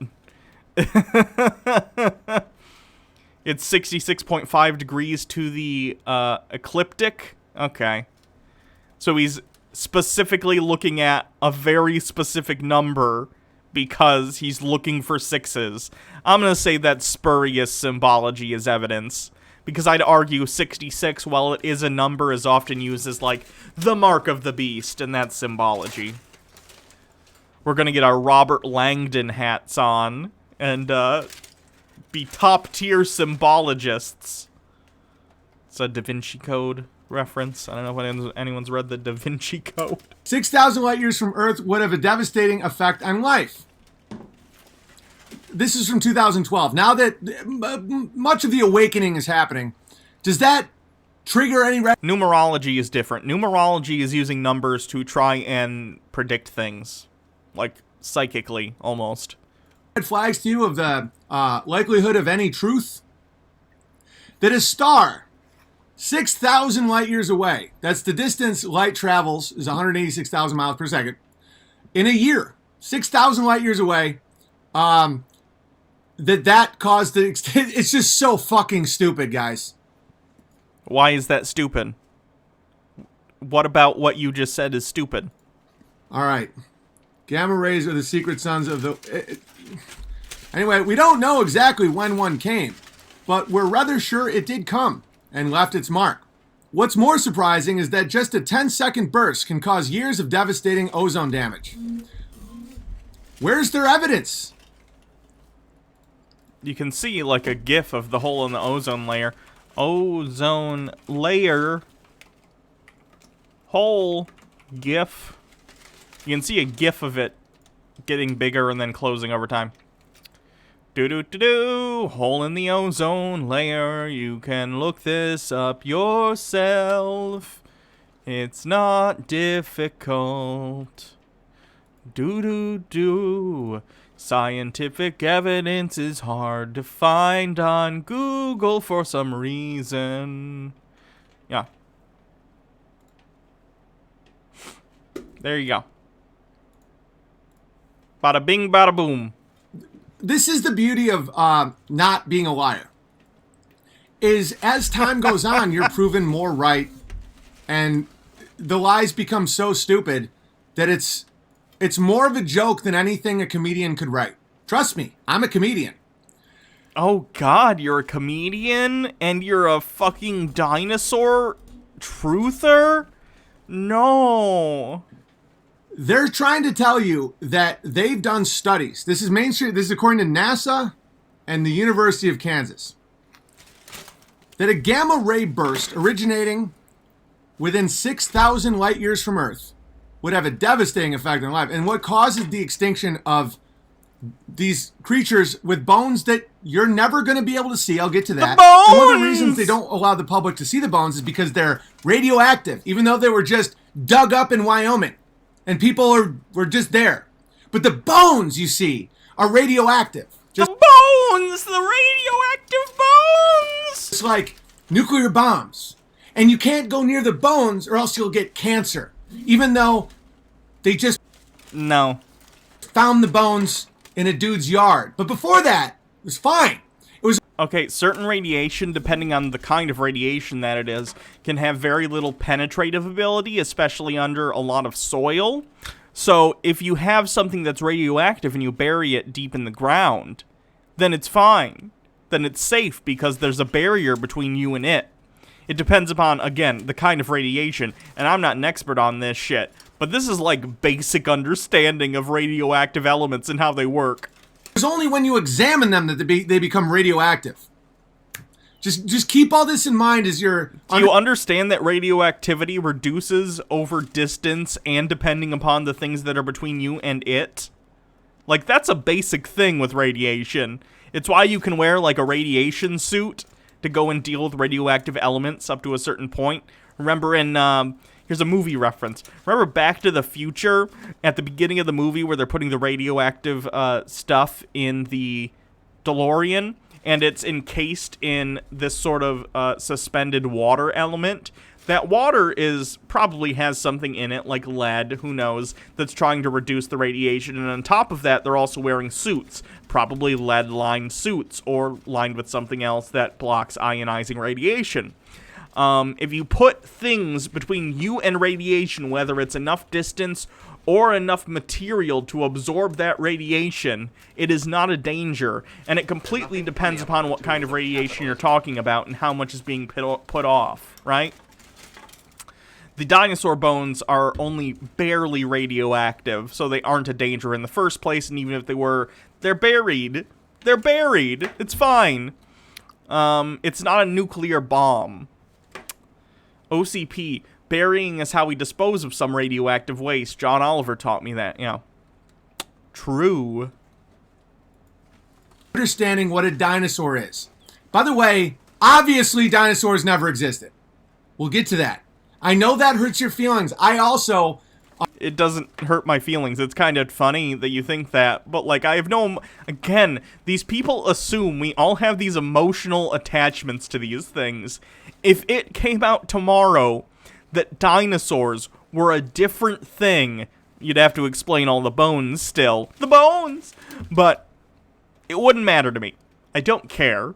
It would be interesting to find out what the real explanation was, but I have no emotional attachment to the idea that there were dinosaurs on this planet 65 million years ago. Doesn't matter. It's just that the evidence shows that that is the case. Love dinosaurs to the point where my mom made homemade stuffed animals of dinosaurs. I was obsessed. I wanted to be a paleontologist. I get it. I also was part of the mind control. But understand what these people are saying. Most dinosaur bones. Understand that they're claiming that they're 60, 70, 80 million years old. Yes, that is a long period of time, and I understand that human brains have difficulty in comprehending that span of time. We really don't do very well with numbers above 100, much less fucking 1,000, 100,000, a million, a billion, whatever. So, tens of millions of years ago, it's hard to get your head wrapped around. But, nonetheless, that is what the evidence shows. Million. And they just dig them up in a few areas that happen to be owned by very rich families or the Smithsonian. What? No. People have found fossils in their backyards. Fossil found in backyard. 3 boys unearthed a fossil. Let's look at this. This is from Fox News, unfortunately, but hey, it's a thing nonetheless, so let's take a look at it. Bolivia, Mississippi. 3 boys unearthed a fossil that could be nearly 100,000 years old. That took thousands of years. Stop. 3 boys who are all avid baseball players never thought they'd take an interest into paleontology before the discovery, but after finding the mastodon fossil, they hope to learn more. The boys' parents say they're excited about the rare find. So this is 100,000 years old, but let's find an older one, because this has happened multiple times. Incredible finds in backyard gardens. Some of these are probably going to be the Michigan mammoth. This is a 10 to 15,000 year old human skeleton. That's going to be more recent. Dinosaur. September 2014, 4-year-old Wiley Briz was fossil hunting with his dad on the site of a new shopping mall in Mansfield, Texas, when he found something amazing. Amidst some fossilized fish vertebrae, Wiley uncovered a large piece of bone believed to belong to a group of land-dwelling herbivore dinosaurs called nodosaurs, which lived in the area around 100 million years ago. So people have found this shit. It's just that the people who are most equipped to know where to look are going to be paleontologists because they know the conditions that create fossils. So knowing those conditions helps you narrow down the areas where they may be. So let's say the Smithsonian or whoever is funding a certain paleontological organization knows that fossils tend to form in certain areas with certain soil compositions and certain factors in the past that would lead to it. They then buy property there in the hopes of finding stuff. Will they find stuff all the time? No, but more often than not, eventually they will find something because they know the conditions to look for in order to find those fossils. It's very simple. It's like asking, how do I put this? It's like asking, man, all those basketball players, they score all the baskets. Why can't my 4-year-old nephew shoot as many baskets as Michael Jordan?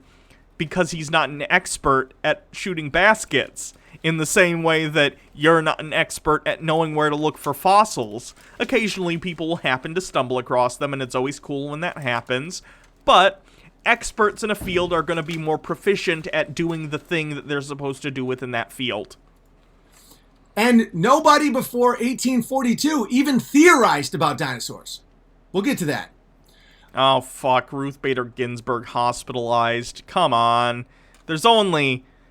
You just gotta hold out for like 5 more months, Ruth Bader. Stop. Oh, God. But if you find one of these bones, it's so radioactive that you're not allowed to inspect it or touch it. And when they show you the bones, you can't go near them. They have to be fake bones or covered in lead paint. If you believe that, your brain's fucked.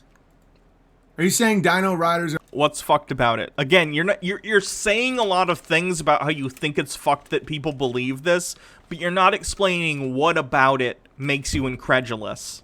What? All right, so yeah, everybody loved dinosaurs. Everybody wanted to go to the moon. I get it. Just all right. No, by the way, no one is currently allowed to examine a dinosaur skull because it isn't real. But anyway, this is a few. Okay, you're not gonna let randos from the street come up and touch and examine the Mona Lisa either. It's behind like bulletproof glass, right? The same thing, except honestly, I think fossils are more valuable than stuff like that. But that's always going to be a subjective judgment. People can paint more beautiful pictures. They can't make more fossils of dinosaurs, right? So only people who are qualified to handle those fossils are allowed to do so because they are invaluable. You can go and look at replicas. In fact, there are websites. I've ordered fossil replicas before. They're very cool. They're a good way to get into like cool like fossil stuff without a ton of expense. Some of it can be a little expensive, but basically they take molds of the real thing and then you can get replicas, and they're very cool. I was gonna eventually plan on getting some hominid skulls because I find them so fascinating, but that doesn't change the fact that the real things exist and are being studied by people qualified to study them. For you and I, a replica will be more or less the same experience, right? If I have a replica of a hominid fossil, for instance, and I can touch it and look at it and see the dimensions, that more or less is the experience I'm going to get out of it. Because I don't know anything about, fossil composition, what different marks on the skull might mean, what different defects might mean about the society that they lived in or whatever. So, to me, it just matters that it's a cool thing, right?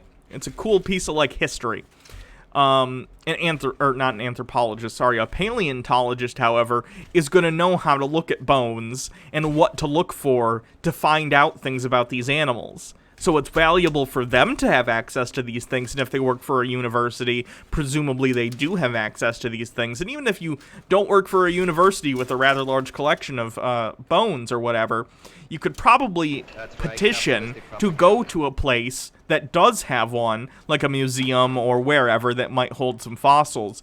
And you can probably try and petition to get yourself in, provided, again, you have the credentials and the experience handling fossils, to go in and do some research. Let's say you're writing a paper on, T-Rex eating habits, and you need to look at some T-Rex teeth. I feel like if you are a PhD paleontologist and you have the credentials and you're able to write a proposal, you could probably get permission from a museum to go into their archives and look at T-Rex teeth to try and learn more about their diet.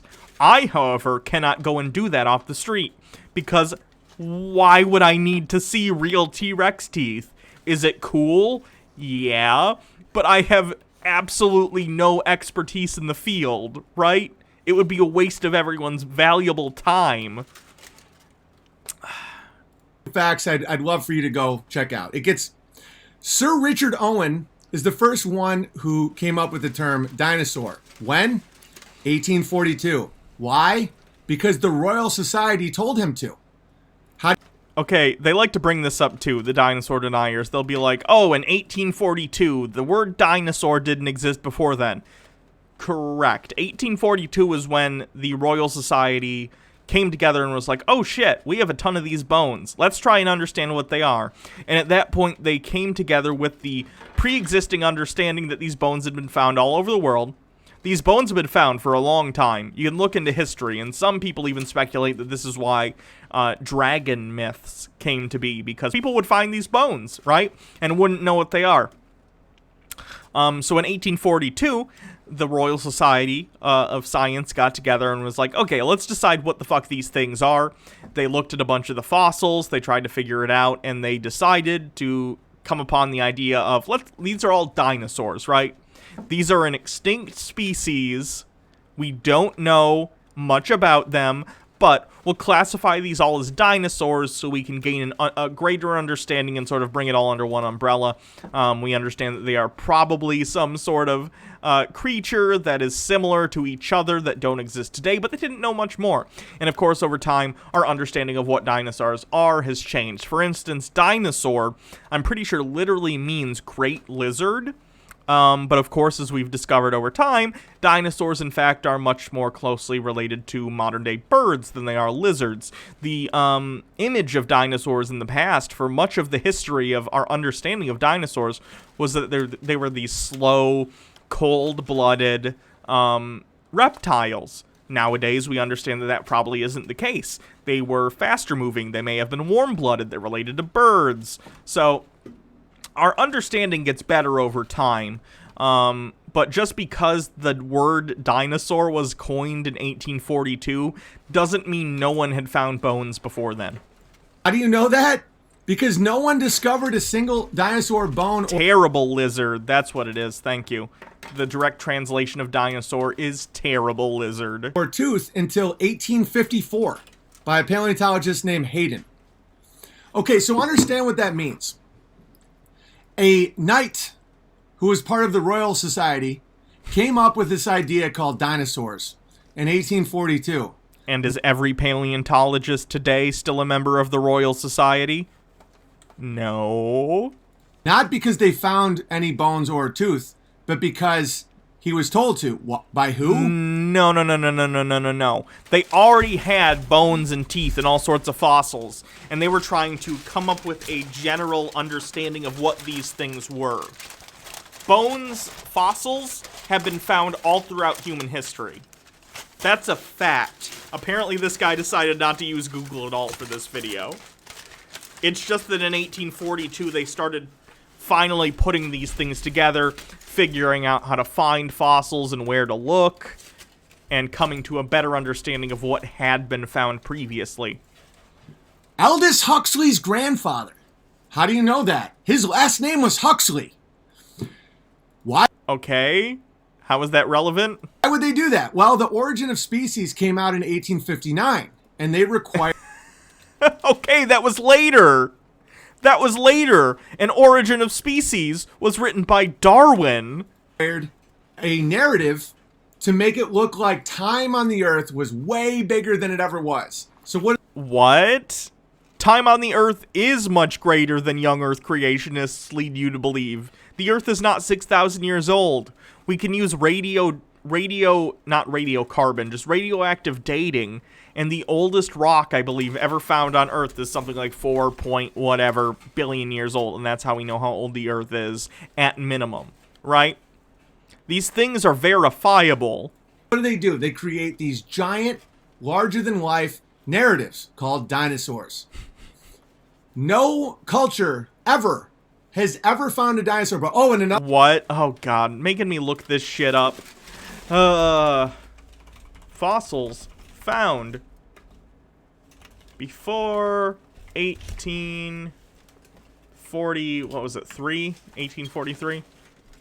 History of paleontology.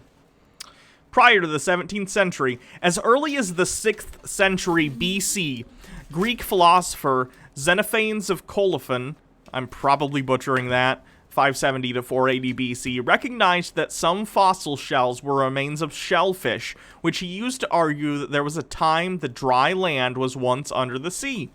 Leonardo da Vinci, 1452 to 1519, in an unpublished notebook, also concluded that some fossil seashells were the remains of shellfish. However, in both cases, the fossils were complete remains of shellfish species that closely resembled living species. They were therefore easy to classify. In 1027, the Persian naturalist Ibn Sina, known as Avicenna, I'm bad with names, in Europe, proposed an explanation how the stoniness of fossils was caused in the Book of Healing. He modified an idea of Aristotle's, which explained in terms of vaporous exhalations by Ibn Sina, modified into the theory of petrifying fluids, which was elaborated on by Albert of Saxony in the 14th century and was accepted by some formed by most naturalists by the 16th century. Shen Kuo, the Song of Dynasty, used marine fossils found in Taihang Mountains to infer the existence of geological processes such as geomorphology and the shifting of seashores over time. Using his observation of preserved petrified bamboos found underground in Yan'an Shanbei, God, I'm bad with proper nouns, Shaanxi province, he argued for a theory of gradual climate change, since Shaanxi was part of a dry climate zone that did not support a habitat for the growth of bamboos. As a result, new emphasis on observing, classifying, and cataloging nature, 16th century natural philosophers in Europe began to establish collections of fossil objects as well as collections of plant and animal specimens, which were often stored in specially built cabinets to help organize them. Conrad Gesner published in 1565 work on fossils that contained one of the first detailed descriptions of such a cabinet and collection. The collection belonged to a member of the extensive network of correspondence that Gesner drew on for his works. Such informal correspondence networks, often natural philosophers and collectors, became increasingly important during the course of the 16th century and were direct forerunners of the scientific societies that would begin to form in the 17th century. These cabinet collections and correspondence networks played an important role in the development of natural philosophy. However, most 16th century Europeans did not recognize that fossils were the remains of living organisms. The etymology of the word fossil comes from the Latin for things having been dug up. As this indicates, the term was applied to a wide variety of stone and stone-like objects without regard to whether they may have an organic origin. 16th century, so basically, you get it. Fossils have existed for a long time and people have noticed them, right?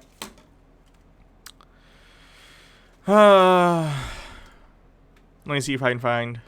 Well, that's still... Hylian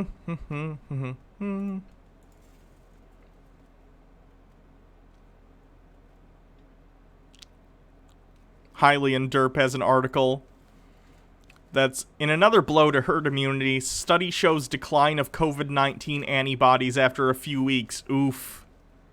That's no bueno.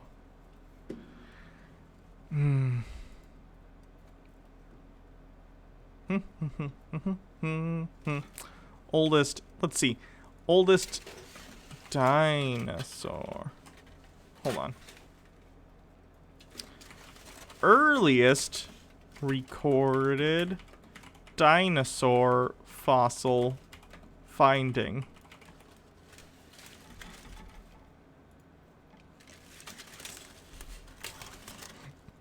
I'm not looking for the oldest dinosaur, though. When was the first dinosaur discovered? That'll help. Adaptions from Dinosaurs, the very latest information and hands-on activities from the Museum of the Rockies, blah, blah. Way back in 1676, Robert Plot, the curator of an English museum, described and drew a thigh bone that he believed to belong to a giant man. Although that fossil disappeared without a trace, the surviving illustration suggests that it may have well been part of a megalosaurus.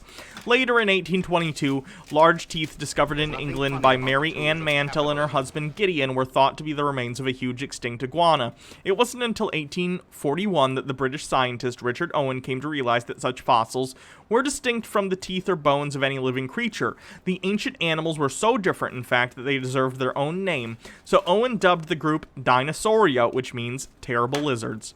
So as early as the 1600s, we have written records, but they were found prior to that, and I've read articles before.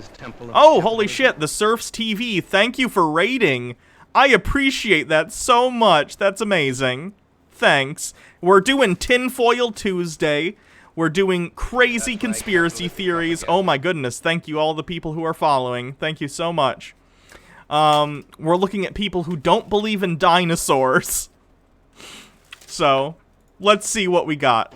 So, 1676, we found the earliest record of dinosaur bones being found. Of course, there are theories that dragons in many mythologies were based around the finding of dinosaur bones prior to that.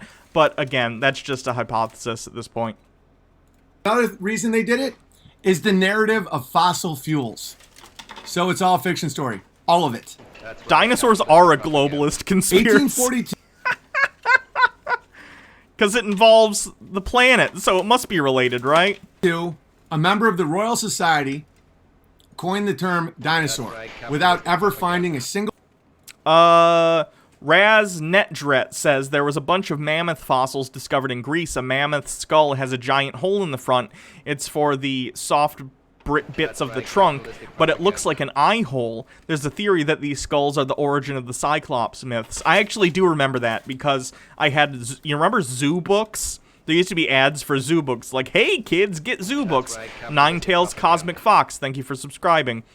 Thank you to everyone who's following, by the way, I really appreciate it. So, zoo books were a cool thing, and I remember reading one about elephants, and it included that skull of mammoths or skulls of elephants being used as a origin for the myth of the Cyclops. Single bone or tooth. Then, in 54, Hayden discovers a tooth, and then from there it gets crazy. So then the Smithsonian, and then you have the banksters, and the in the future the Carnegie Institute, all this stuff. Here's a. Did he just say the Carnegie Institute as the Carnegie Institute? Oh no! Again, I mispronounce things all the time, so that's not an ad hoc attack. I just find it funny. Fact that might allow you to understand about what I'm saying is absolutely true. The guy you're watching looks familiar. His channel name is Remember Lad. Subscribe to Big Bear. It might not be his. Hold on. This is Owen Benjamin. Is this the same guy? Let me look. They look pretty similar. So it might be this Owen Benjamin guy, but someone else uploaded his video to their channel. Gravy comes from Dinosaur. That's hilarious. Gonna need some biscuits for all this gravy. Oh yeah, it's wild. All the dinosaurs. He's drunk in many videos. Good. He'll be a great collection to my lol cow file. Dinosaur bones in all the museums are all fake. You're gonna need a source on that one. On what are you basing the fact that you think fossils are fake? Why? Because they say the bones are radioactive. Elaborate. Why does that matter? Because when they started doing tests on a lot of the actual bones way back in the late 1800s, several people concluded that they were from elephants or whales. Some of them may have been, because there was this thing. This is an interesting historical event. It's called the Fossil Wars. This was a thing between, the Bone Wars. Sorry, apologies. Oh, the bones we need to talk about. The bones. There's nothing funny about bones. Capitalism. Thank you, everyone who's following still. I really appreciate it. Anyway, we're talking about the bones. So the Bone Wars. The Bone Wars, also known as the Great Dinosaur Rush, was a period of intense and ruthlessly competitive fossil hunting and discovery during the Gilded Age of American history, marked by a heated rivalry between Edward Drinker Cope of the Academy of Natural Sciences of Philadelphia and Othniel Charles Marsh of the Peabody Museum of Natural History at Yale. Each of the two paleontologists used underhanded methods to try to outdo the other in the field, resorting to bribery, theft, and destruction of bones. Each scientist also sought to ruin his rival's reputation and cut off his funding using attacks in scientific publications. Their search for fossils led them west to rich bone beds in Colorado, Nebraska, and Wyoming from 1877 to 1892. Both paleontologists used their wealth and influence to finance their own expeditions and to procure services and dinosaur bones from fossil hunters. By the end of the Bone Wars, both men had exhausted their funds in the pursuit of paleontological supremacy. That's right. So this is actually really interesting. Paleontology was this hugely competitive field back in the day, right? I'd imagine it still is in the sense that all scientific fields are more or less competitive. But this was a huge thing. I mean, it got to the point where literally once they got as much bones as they could from a site, because they couldn't carry anymore or whatever, because of course this is the 1800s and you need to be able to... Oh yes, bingo link in the chat. We do a conspiracy bingo here, and if you play conspiracy bingo and you're the first person to get a bingo, I will gift you a sub. So play if you want for fun or for keeps, whatever you'd like. So basically, if they were leaving a site because they had already gotten all the bones that they could load onto their cart, they would literally, and I'm not kidding, this is the most fucked up thing ever. Not ever, I'm exaggerating, but like it's a fucked up thing scientifically. They would destroy any bones, any fossils left at the site so no one else could get them. It was an incredibly competitive and underhanded period in paleontology. It's very interesting to look into. There are multiple YouTube videos on this you can check out later. It's a lot of fun. So there was this period where there were sometimes, again, falsified fossils or fossils that were gotten so quickly that they were misattributed as different dinosaurs. We saw this with these two. Sometimes they would claim that like a baby version of a certain other dinosaur that was already discovered was a completely new species.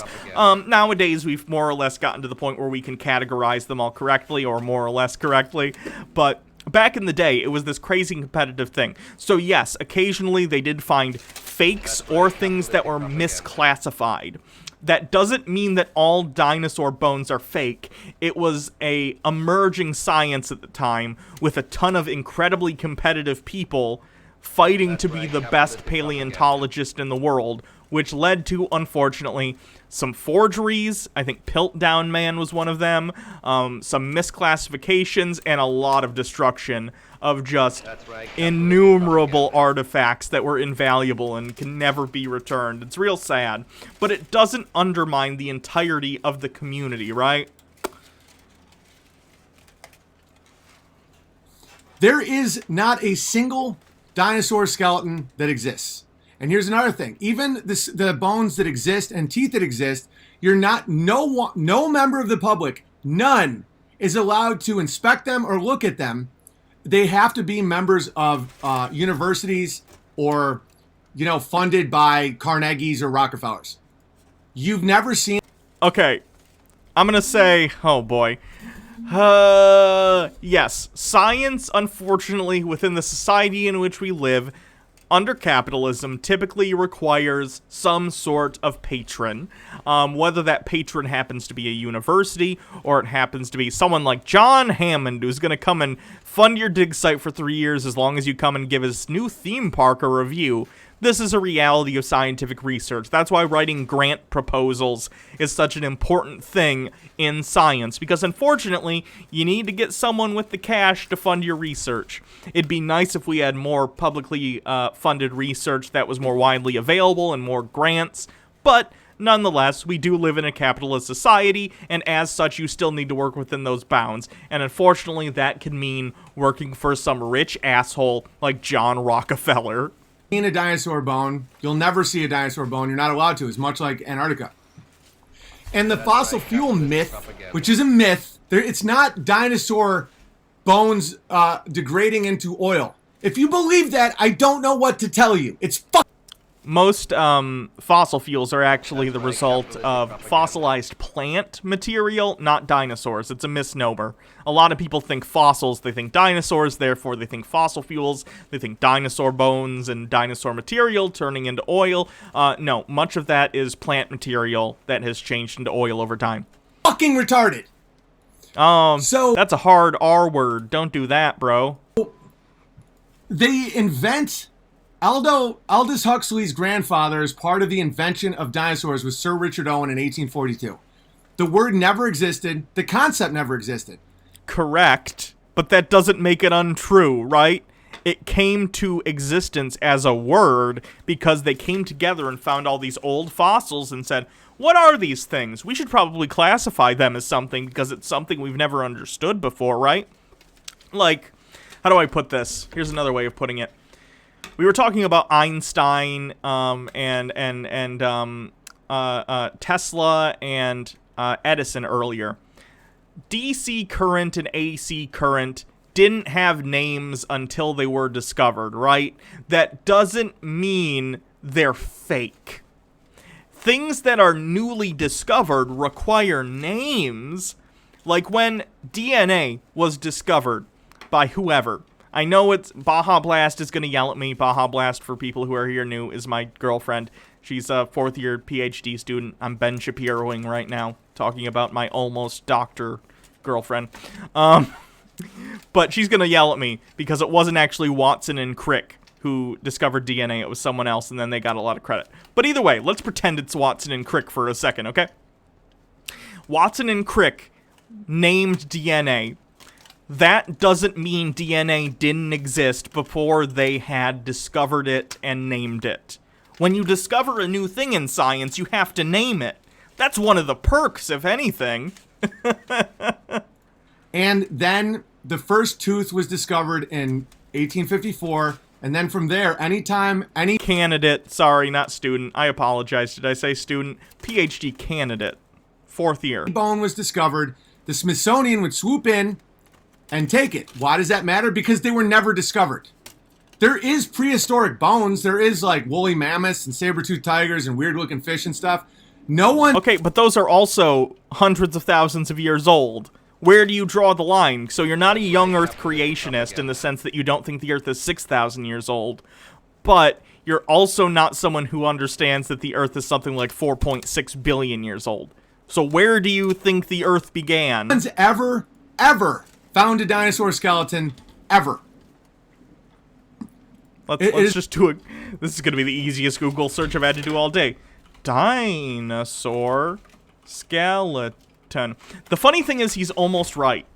He's almost right.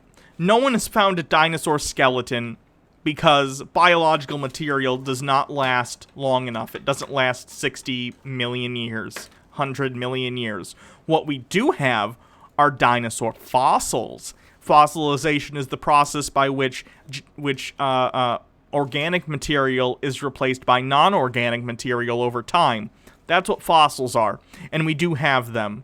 You can see them in pictures. You can see them in museums. If you've ever been to a natural history museum, they're there. These are often, as I mentioned earlier, casts of the fossils, but not always. The Philadelphia Museum of Natural History also has a... Let me look that up specifically. Philadelphia T-Rex. This T-Rex at the Philadelphia Museum, for instance, is, except for the skull, because the skull was too fragile and they weren't able to do that, so the skull is a cast. But the rest of it is an actual dinosaur. Actual dinosaur fossils, I should say. You can go see this. It's ridiculous. It's all ridiculous. Oil is abiotic and continually renews. Thank you, Andrew Dickerson, for continuing your subscription. They said peak oil was coming in 1971. I gotta read this because Baja Blast will probably be mad if I don't. Baja Blast says James Watson deserves nothing. He is a racist, sexist pig that has been stripped of many honors because of it. Fuck yeah. Fuck Watson. That was before the industrialization of China and India. We're consuming more oil right now than any time in human history by a factor of 1,000.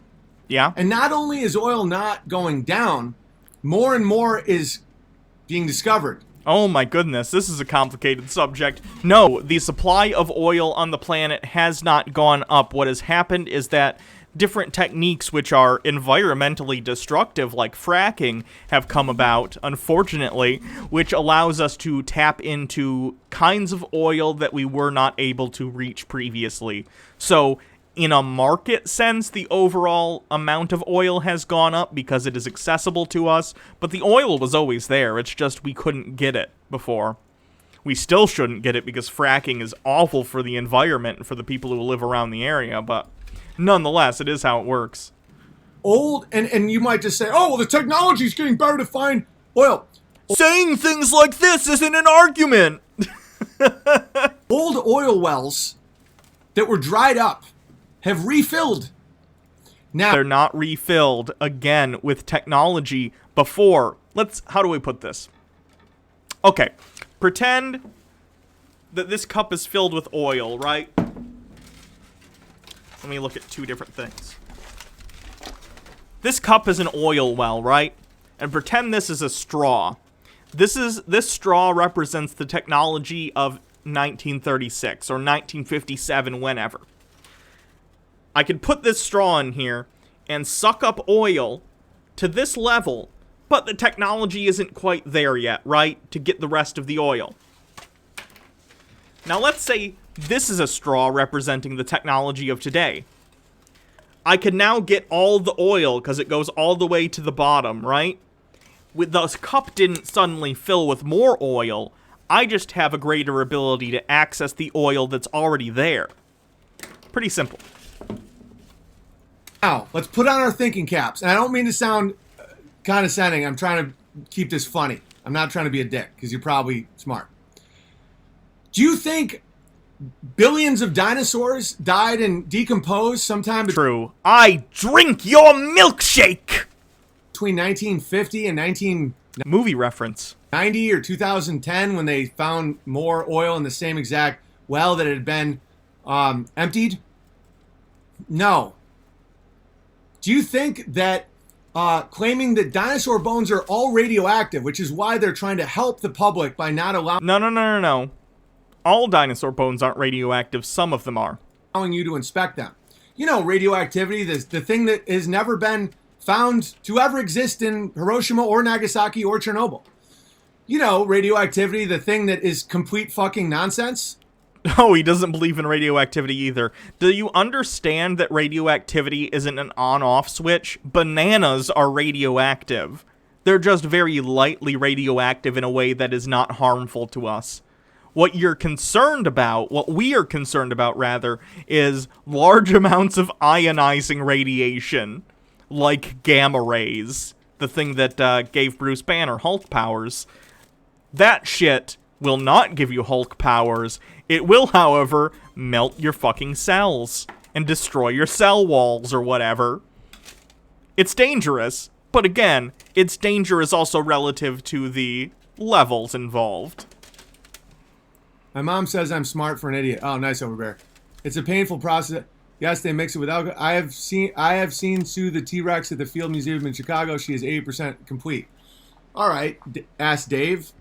You're now banned because you don't have... What a bold position, saying, actually, I've actually seen a fossil in the Fields Museum, the one that I was showing you earlier, and it's real. And he goes, ban. You bring me fucking proof? Ban. I don't have a bear name. If you had a bear name, I wouldn't have banned you. I just explained. These aren't real bones. They're all fake bones. They don't allow you to see the real bones because of a nonsense lie that 60 million years ago, radioactivity infected the dinosaur bones. Okay? So what you're looking at is plaster created by some of the most powerful banksters and tycoons that have ever walked the planet. I'd still like to know exactly how dinosaur bones are helping the capitalist agenda. Don't get me wrong, bud. If you want to get your boots on and you want to go out and start a revolution and you know, stop Jeff Bezos for, like, making up dinosaurs or something, hey, I'm on board. But how are dinosaurs helping the capitalist agenda? I'm kind of lost on that one. Is it just Jeff Bezos was just like, hey, you know, it'd be funny? I'm talking about 1840s Jeff Bezos. Jeffrey Bezosinus. I don't know. He took a Greek name for absolutely no reason in the 1800s. We will invent dinosaurs, and then the common people will no longer be allowed to form unions. Sir, what's the question? What's the connection between the bones and, union busting? The bones! We must, Filbert, away to the bone mobile. Stupid. Them with a nonsense narrative created by Charles Darwin and then the Rockefeller family about fossil fuels and evolution. They all came together and they created this big fake thing called dinosaurs. And it's just endless bullshit that they can say to people who haven't seen how dumb it is. Look at all these You bones. can't ever inspect a dinosaur bone, ever. Big Bear makes me think. Earth produces oil, bones don't make oil. This is my question to this guy. Him not being a paleontologist, let's say some museum somewhere for fun says, all right, dinosaur denier, come in, we'll let you hold a dinosaur bone. And they put a real dinosaur fossil in his hand. What's he gonna do with it? He has no fucking training. Is he gonna fucking take a piece of the bone and carbon date it? I doubt he knows how to do that. And even if they did that in front of him, he'd be like, you're lying. You're lying to me. Dude, you're just incredulous about this for no reason. You just don't believe it, and I don't know why. There's no motive to try and lie to you about dinosaurs. Of course bones don't make oil. If an extinct species 60 million years ago, and all this plant life that happened back then, it takes millions of years to rot and become a form of carbon, and then crude oil, and then... If that was the case, oil would be more valuable than diamonds. It would be more valuable than gold. It wouldn't be... It is quite valuable. Cheaper to buy than a gallon of water. That was due to a variety of factors going on. If you're talking about recently when oil actually, like, oil futures went into the negative, and when that happened, they would pay, if you were like, I don't know, if you're a gas station company and you refine crude oil. I don't know if that's a thing gas station companies do. Whoever refines crude oil, they were actually paying people to come and take oil barrels off their hands because it cost more to close down the oil drills than it did to just keep them running and sell at a loss. Specifically because there was for one thing, coronavirus, so everything shut down. So oil usage and gas usage is down. And two, there's basically a trade war going on between Saudi Arabia and Russia in terms of oil, so they're undercutting each other in price. So it was a really specific variety of factors going into that. I'm pretty sure oil's back into the positive, though. And the Earth, people are now using more oil than any time in human history. Not only is the amount not going down, it's getting cheaper. Now, do you think in the last 20 years, as China industrialized and India industrialized and the amount of oil being used has went up thousands of %, do you think more dinosaurs have died? No, it has to do with the technology available to get that oil out of places domestically. Specifically within the United States, fracking has become a huge thing. It's terrible for the environment, but that's why gas has gone down. I don't think we should do fracking, but nonetheless it is happening, and that's the reason it's gone down. It's fucking retarded. Stop and then the saying lie of that. Darwin and evolution, Jesus. which has... It's absolutely... There's a point... Devious Chilster with 50 bits says, also he forgets that shit like gallons of water are artificially inflated in price. True. Gotta do a Nestle stream at some point. to it. Although I'm pretty sure the Michigan government just told Nestle to fuck off, and that was nice. It's to degrade the humans, to keep us all slaves, to make sure that we don't believe in God or creation or understand anything about our world, that we're just nothing more than random bacteria fucked, and here we are.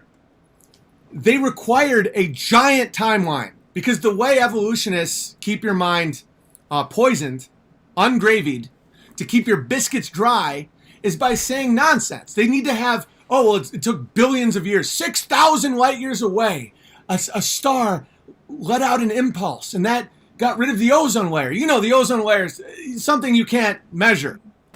Okay, yes you can, for one thing, but secondly, the ozone layer got a hole in it because of specific chemicals we were using, and then we stopped using them, so it started to heal itself. It wasn't because of a star. And the hole is over Antarctica, a place you're not allowed to go to since 1959. You see, my light just fell down. Devious Chilster says, new heavy metal band name, Bacterial Fuck more lies Spawn. and more lies and more lies. This is one of the reasons why it's hard sometimes to decode them for people, because when you say something, they just have an immediate thing that they say. You say, well, how do you sexually select for a dorsal fin? They say, well, according to... Blah, blah. Because yeah, he so probably many of thinks these you can't go to Antarctica because he's a flat earther. Flat earthers often think you can't go to Antarctica. are Despite the fact that I'm pretty sure there are cruises that go by it. You can actually go, like, off the shore of Antarctica on a cruise. reactionary lies to hide a previous lie, which is why things become so absurd. And it's not scary. In fact, it'll free your mind. It'll free it. Just accept that you've been lied to a lot. Your teacher didn't know. A lot of these people have no idea these lies. My mom is a brilliant woman. When she made me dinosaur stuffed animals, do you think she was trying to lie to me? This is something that you have to understand to get past the hoaxes. The people in your life that introduced you to these lies did not know they were lies. So the people that started these lies are all dead. Huxley and Darwin and Sir Richard Owen, all these people, they constructed a fake world to keep everybody's mind fucked. Not only are dinosaurs not real, it's preposterous to believe these people. Why? And you're gonna have shills in here just say stuff like, "Well, my uncle, he found, so is he a liar?" Yes, he's either a liar or an idiot. "Well, my uncle worked on, my great uncle built part of the Saturn V rocket. Are you calling him a liar?" Yeah, either he's a liar or retarded. Yes, or Stop! Tricked. All right, that's enough of Bone Guy for the day. A burst originating within 6... Jesus Christ. People not believing in dinosaurs. So strange. All right, I said I would do that weird website next, so I guess let's take a look at that weird website. Where did it go? I thought I saved it somewhere. Oh, did I save it under bookmarks accidentally? My bookmark bar? Shit, hold on.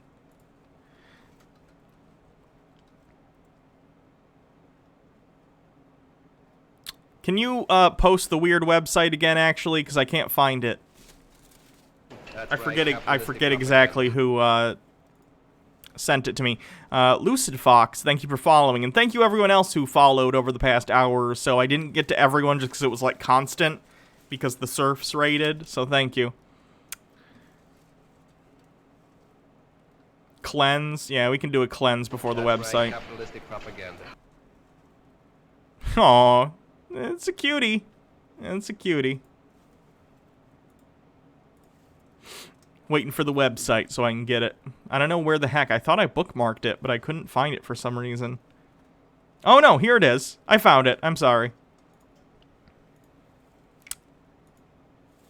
Alright, so this weird website, which of course looks like it's from like a Web 1.0 format, says, "Jesus Christ is the only way to heaven. Who will rise up for me against the evildoers, or who will stand up for me against the workers of iniquity?" Psalm 92:16. Thank you, King Uendo, for following. AboutJesusAsSavior.com. Oh my goodness. At least it's text on black background, so it's easy to read. Let's see what this is about. This website exists solely to magnify the almighty God of the universe, Jesus Christ, and his eternal word, the King James Bible. In doing, the truth is proclaimed concerning many different topics. Dude spanking dudes with a bit. This site, the person still uploads other people's articles, so it's active. Oh god, you'd think they'd get... There's so many websites nowadays, and I wish they sponsored me so I'd have a plug here. But, like, you can get so many templates for websites now, and web hosting for relatively cheap. I don't understand why someone does something like this. Yeah, TimeCube. This website is a pulpit, a voice reaching around the world by the grace of God. This website is presently receiving over 187,000 visitors per week. They view over 430,000 web pages per week. Of the total visitors, over 17,000 are unique visitors each day, i.e. one-time visitors, including repeat visits. This website receives over 26,000 visitors each day. Kindly, that's more members and visitors than most churches could see in 100 lifetimes. Praise God. The internet is a powerful soul-winning tool. I thank God for giving me the humble opportunity to influence people for Jesus Christ in this needy area.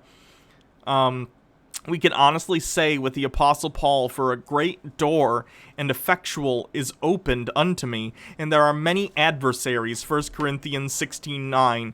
Antichrist censorship is here. Oh no.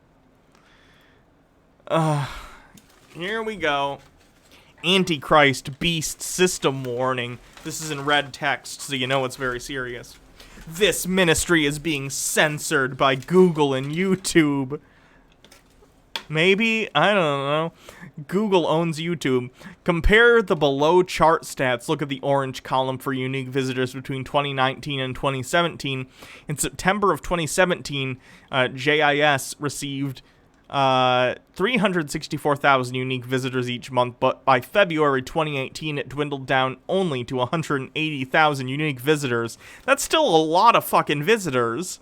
It doesn't necessarily mean you're being put down in the algorithm. It probably means people came to the website once, maybe it went around as like an email spam, as like, holy crap, look at this weird website.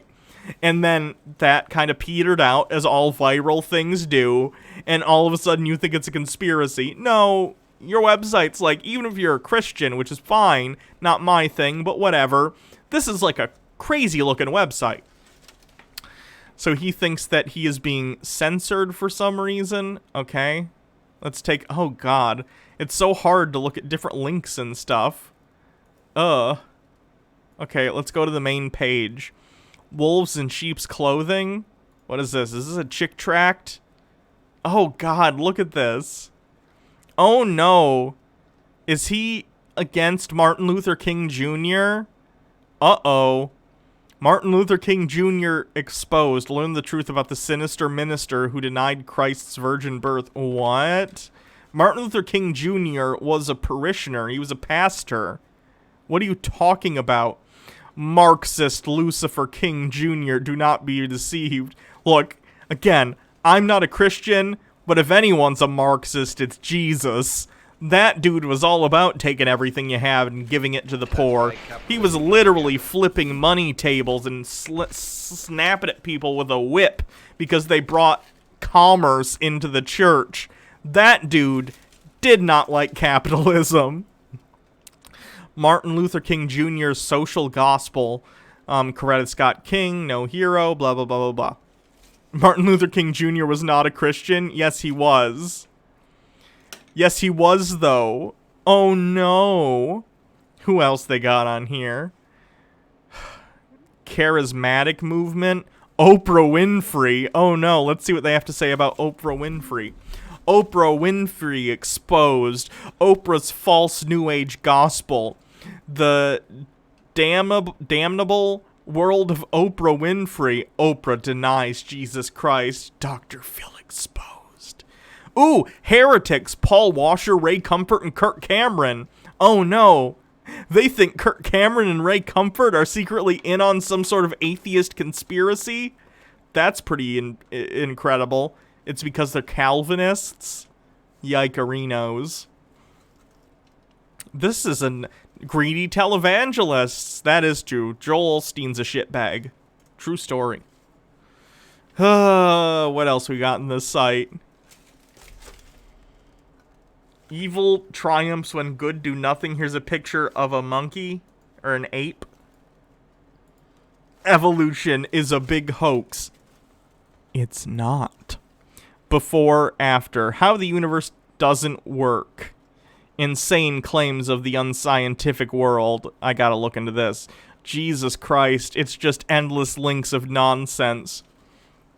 Genesis 1:1 and 14, quote, "In the beginning God created the heaven and the earth, and God said, let there be lights in the firmament of the heaven to divide day from the night, and let them be for signs, for seasons, and for days and years."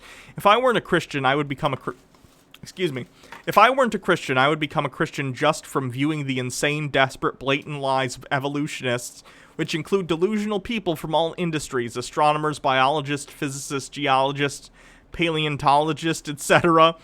I mean, most educated people, I'd argue, in the United States are not creationists. There are a great number of creationists in this country, unfortunately.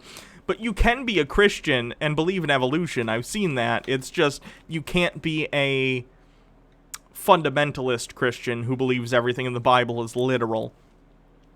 The evolutionary bizarre claims of so-called scientists, no quotes, they're just scientists, are so absurd that any honest thinking person can see how intentionally dishonest and unscientific the whole thing really is. Satan is truly a beautiful liar. Oh, God. Scientists now believe that building blocks of life originally came from space. Oh, no. Panspermia is one hypothesis, but also abiogenesis, which is life from, like, simpler things that were pre-life, like amino acids and stuff. That's also a hypothesis. We don't know where life comes from, definitively. We just don't. It doesn't change the fact that once life got here, whatever it is, whether it's panspermia, abiogenesis, or even if it was some intelligent creator putting life here, what we do know is that that life continued to change and evolve over time, regardless of how it got here. Scientists with a bunch of quotes, yeah.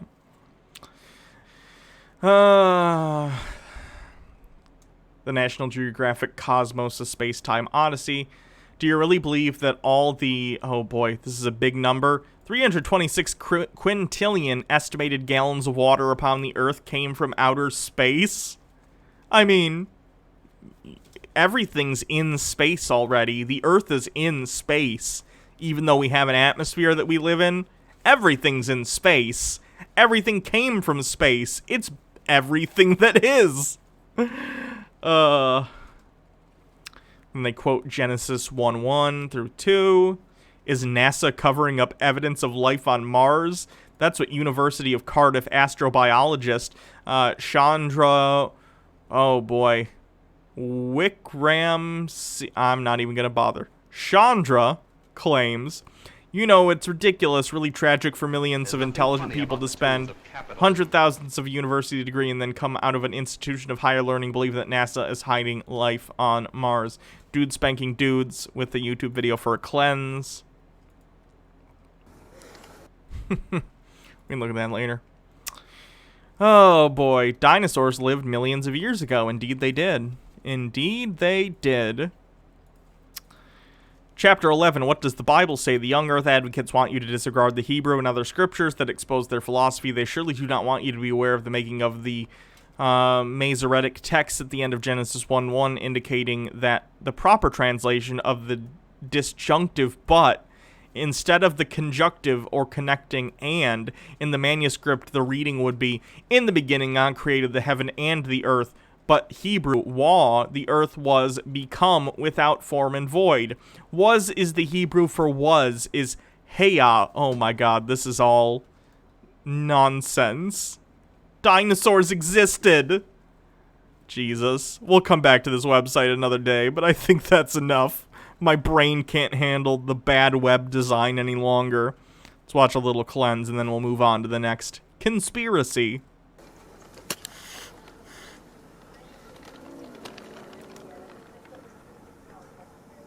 I assume this is a kitty that they end up adopting.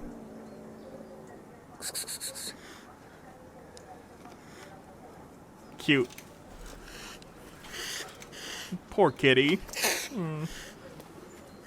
Baja and I are getting a cat. We're picking it up on, I believe, Sunday. I'm very excited.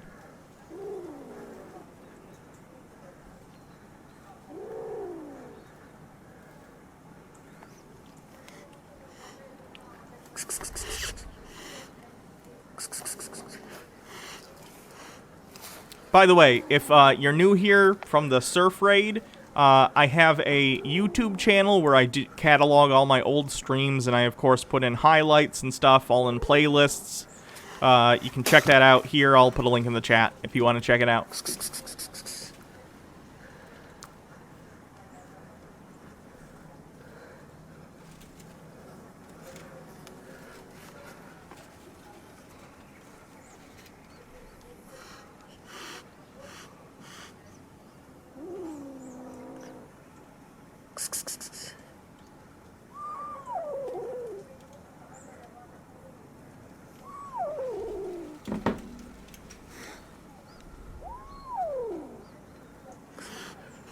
Poor kitty. I want to get to when it's a little happier. Aw.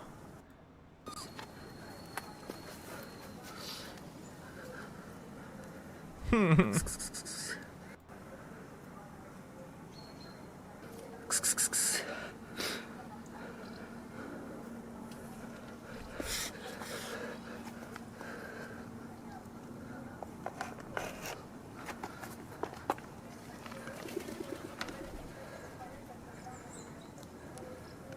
is gonna melt my cold, dead heart.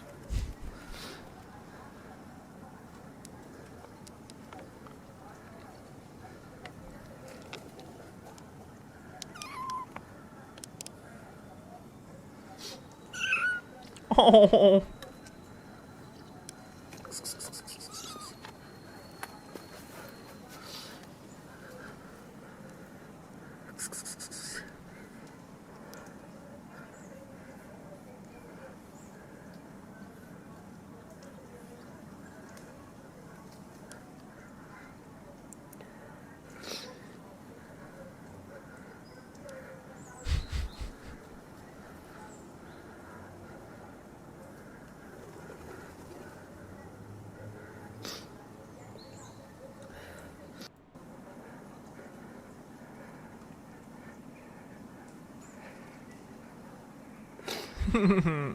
That cat has like the bluest blue eyes.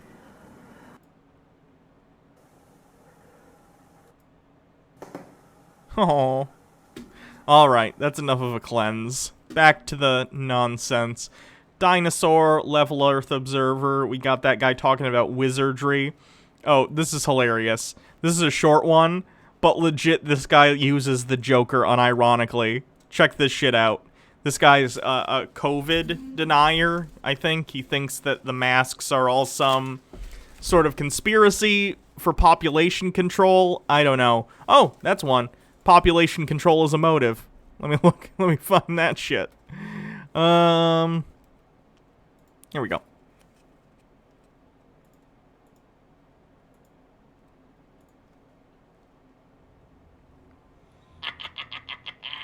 It's just a mask, you guys. There's Don't nothing be a funny jerk. about the tools of For the capitalism. greater good. It's just a vaccine, you guys. Don't be a jerk. It's for the greater good. In 4 months, the U.S. was transformed into an obedient socialist country. Government dictated what events are acceptable to attend. Violent protests that instill fear are okay. But church services, family funerals, and patriotic celebrations are dangerous. And you bought it without a fight. Standing in a graduation line is a safety hazard. Small businesses were forced to close, but crowds to support the corporate money machine at Walmart, Lowe's, and Home Depot are okay. Come on! It's just a mask. And safety precautions.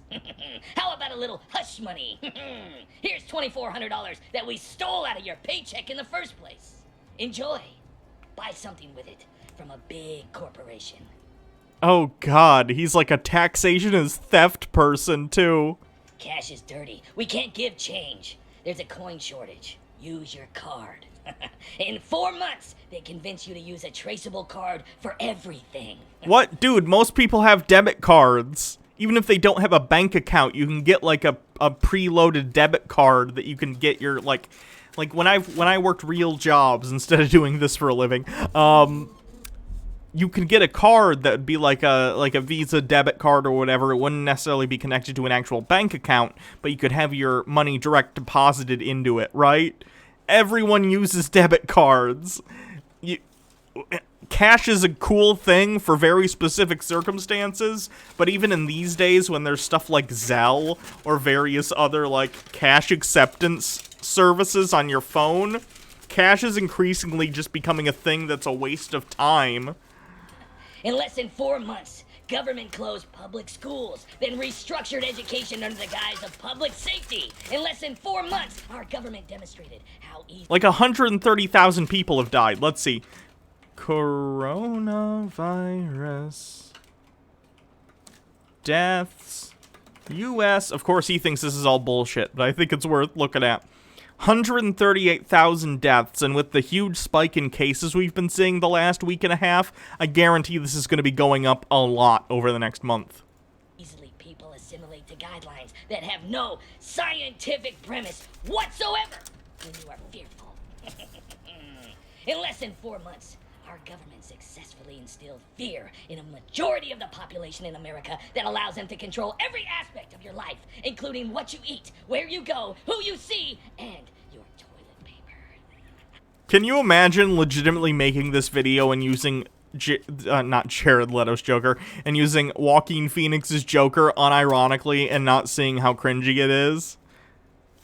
And I like the Joker movie, but like, Jesus Christ. And the most dangerous and terrifying part, people are not afraid of the government who removed their freedom. They're afraid of their neighbors, family, and friends. Yeah, if you're dumb and aren't wearing a mask, then yes, because you're risking the safety of your fellow Americans, you ass. And they hate those that won't comply. It's absolutely terrifying to me that so many people don't question authority. They are willing to surrender their critical thinking skills and independence. They just gave up without thinking, without a fight. Do you know what's coming next? It's just a vaccine. Come on, it's for the greater good. Wait until you're told that you can't Does he understand Joker's the bad guy? Does he get that? enter any store or business without proof of the COVID-19 vaccine. Like at the end of Joker, you're not supposed to be like, fuck yeah, Joker. You're supposed to be like, oh god. Wait until you can't go to public events or get on a plane without proof of receiving the vaccine. Don't think it's possible? Well, you already allowed the government to say when you can go outside, where you're allowed to go, and accepted a new unproven digital education for your kids in the last 100 days. Because you were told to do so. You're kidding yourself. The mass behavior won't be repeated with a vaccine or whatever the next step is. I don't follow politics. I don't care about that stuff. I don't think about it. Okay, clearly you follow politics because you're talking about the government and how you think they've taken your freedoms away. What do you think that is if it's not politics? Dude Spanking Dude says, wasn't Joker in the movie seen as more of a tragic figure due to his bad mental health? Yeah. He's still the bad guy, though. Like, I can say, holy shit, Gotham, you really fucked up by not having extensive social safety nets and mental health care available to people. So Gotham more or less created the Joker because of its disregard for its citizens that were in need, and he is sort of the disease that came out of that. But that doesn't mean that I root for the Joker, and it doesn't mean that I feel super... How do I put this? Someone can be a bad guy and you can feel bad for them. That's why I think that was a pretty good movie. Jared Leto's Joker... Or not Jared Leto, why do I keep doing that? Joaquin Phoenix's performance, like, carries that movie. And it has some commentary on, like, you know, social safety nets and how important mental health care is. But, I don't know. 6 million Jewish people were exterminated in Germany. Oh, don't pull that fucking card. Because 97%...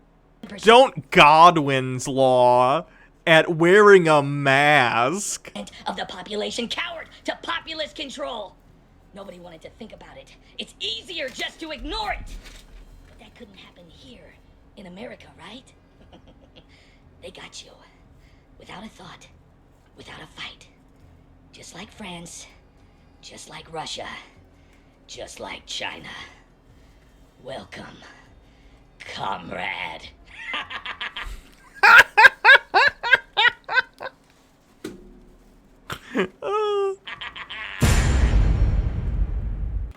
Well, thanks for that, comrade Joker. Welcome to the revolution, I guess.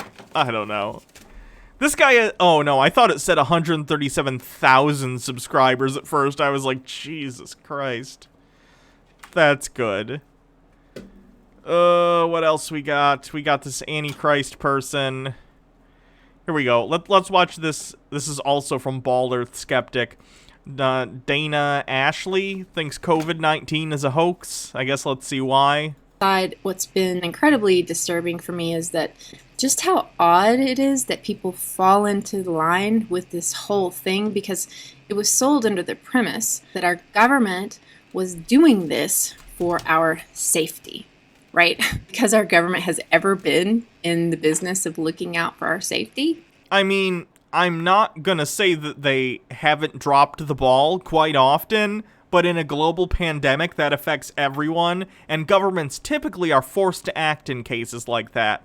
Because even if you're some rich asshole somewhere, even if you're Donald Trump, even if you're Jeff Bezos, still, you're going to come into contact with other people, and you have a risk of dying just as much as everyone else. Maybe not quite as much because you have access to as much healthcare and the best healthcare that you can possibly find because you're rich, but nonetheless, diseases shouldn't be. They often are, unfortunately, in this country because everything's a partisan mess, because Republicans choose to politicize everything. Disease and its prevention should not be a partisan issue. Really? I mean, to believe that, you have to believe that everything they have done over the last 50 years has been for the safety Wild of the Ape, people. thank you for Also, following. things like approving a known cancer causer carcinogen, Ready Roundup, Monsanto's poisoned love child. Oh no, Baja Blast gets mad when people shit on Monsanto. It's hilarious. Attacks the immune system, and now has lost court cases proving that it causes cancer, but it's still for sale and being doused on your food right now. Like the FDA continually approving one of the most toxic substance known to man, elemental mercury, to be put into the soft tissue next to the brain in silver amalgam fillings. Okay, but if it's put in with all that other stuff, it's fine. This is the same argument that anti-vaxxers will use, like, oh, there's mercury in certain vaccines. Like, okay, at such a small concentration that it's not going to do anything to you. And I'd imagine once you mix mercury with other things, it's possible that it becomes inert. I don't know that to be a fact, but I do believe that the FDA would not allow them to put something in the fillings that's actively going to fuck you up as bad as mercury. Go figure. The lawsuits would be bananas. Like the government approving another... Oh, is it Monsanto time? It's not Monsanto time. It's mercury time. So it's not that the mercury becomes inert. It's a non-bioavailable mercury. So even before they took mercury out of all the vaccines because people are crazy, it's a type of mercury that literally just passes through you. It's not able to be uptaken by the body, and this just makes me so mad. And also, Monsanto, the reason that I get upset is, number one, people freak out about GMOs. I love GMOs. That's like... that's like a topic that I can't even form my words on because I hate how much people are against GMOs. But for the whole Monsanto cancer thing, the trial that showed that this Roundup caused cancer was in California, where they say everything is a carcinogen, but also the dude says he got cancer from Roundup when he smoked for like a fuckload of years. There's no way to prove that Roundup caused this cancer. Make sure you mark off Baja Blasts off of your bingo cards. Would you give me some pop? Thank you. Oh, also red meat is now considered a carcinogen, so...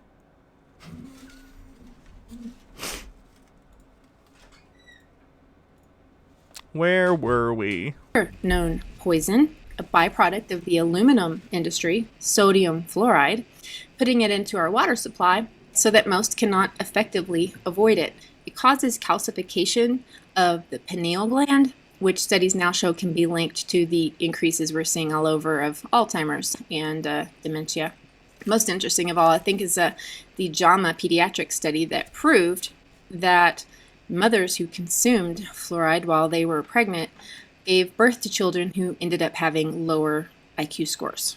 I would imagine, like anything, the details are in the dose.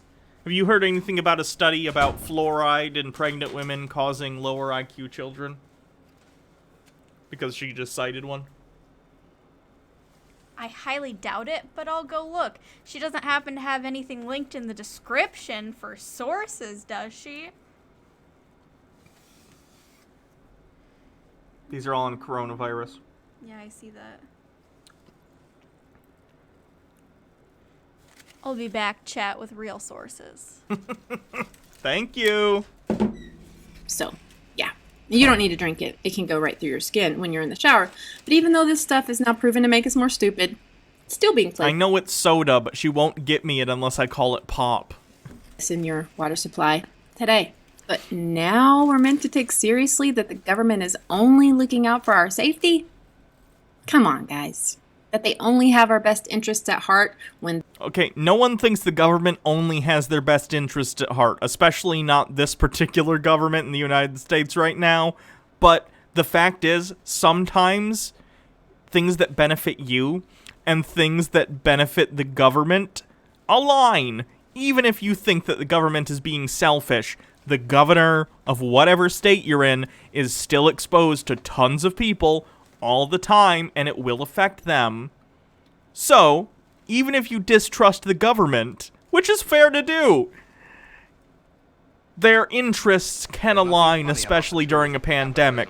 Interestingly, the Trump administration seems to not care either way, and just is deciding to not acknowledge it or downplay its significance, specifically because they think it's going to hurt Donald Trump's re-election bid, which it may or may not. I don't know. I hope it does. But like, there's nothing funny about the tools not of everything the government says is a lie just because the government often lies. Like, if the government says the sky is blue, I'm not going to assume the sky is not blue just because the government said it. The Stellar Sea Cow says if your pineal gland is calcified, then the elites can't get to that sweet, sweet adrenochrome. Funny.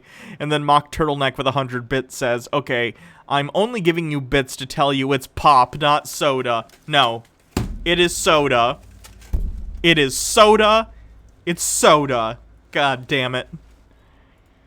The VIRUS has effectively given our rights over to them on a silver platter, given them levels of control that they could only dream of. So no level of media hype. Fine, I'll compromise. I'll just call it all Coke, even when it's not Coke. About what we need to do to stay safe is going to convince me that our government is suddenly in the business of keeping us safe. And I know a lot of you want to believe in Trump, and I understand it because you love what America stands for, at least what you've been told it stands for, and you believe he's fighting for us, but I just... Popda. That is a good one. Thank you, AskCompu. It is Popda. I want you to just take a moment and look at the fruit, right? We have to look not at tweets or words, but actions.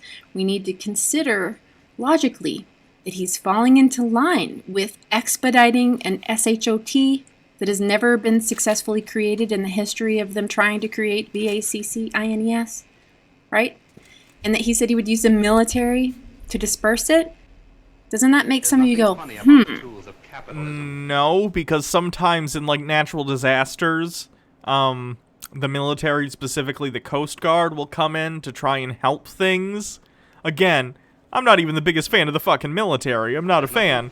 But it doesn't change the fact that sometimes during, like, natural disasters, the Coast Guard can be brought in. And if you were trying to distribute a vaccine that comes out for coronavirus and you were trying to do so quickly, it might make sense to send out the not the Coast Guard, I'm thinking of the National Guard, I'm sorry. The National Guard in order to set up, like, just, like tents in, like, parking lots of places like Walmart, and you can come in and have their doctors, like, administer it to you, because it would be a way of getting it to everyone very quickly. Holy shit, lots of bits. Sustained tie games with 200 bits. Oh, we're already on a hype train again. Holy shit. Shiggity Schwa with 111 bits. What about cream soda and soda water? Gross. Was there any other ones? Definitely soda, says Vork Void, and the Stellar Sea Cow says, Hannah, I gotta take away your Michigander card. You can have it. It's yours. I do not value it particularly. So yeah, level 1 hype train, 37%, if anyone cares to. We already got the level 5 earlier, but hey, it's a thing in case you're curious. right? Since he is expedited the implementation of untested FIVEG with its proven, not a theory. Oh my goodness, no. 5G is not dangerous to you. It's fine. 5G uses bandwidths that were already used by broadcast TV before broadcast TV went all digital. Stop with this nonsense. Proven oxygen disruption properties that he has given special funding to ensure it is installed even in the rural Ninetales areas. Cosmic Fox, thank you This for tells me a gifting lot 5 tier 1 about whose side he's subs. really on. Now, don't you think that they needed us to believe that there was an outsider? Did you find anything in terms of sources for that? Okay, so there were a couple of sources. There was one from 2012, one from 2016, and one from 2019. However, their nothing funny about the tools of capitalism. studies lacked what we call rigor. And so they didn't seem to, at least from my just cursory glance of their methods section, it doesn't seem that they control for any type of like economic background when looking at how fluoride affects IQ. So, you know, IQ can be affected by like environment. Cultural background as well. I wouldn't say cultural background. I would say how often your parents read to you as a child and how many words you hear before a certain age, and you know, the school system that you're in. It doesn't seem like they controlled for that. It just seems like they said, oh, this area has, you know, higher levels of fluoride in the water than this area, and these kids have an IQ that's lower, so that means it's the fluoride. But so it's correlation doesn't equal causation. That's on the bingo card. Where is it? Do I have that one? Check your bingo cards for correlation. Does it? There we go. So there have also... Real quick. Maximilian Bucks with 500 bits. Thank you. Bellsthar with 20 bits. Baja on access to journals. And then a cry face. I know. It's so sad. I have access through my university.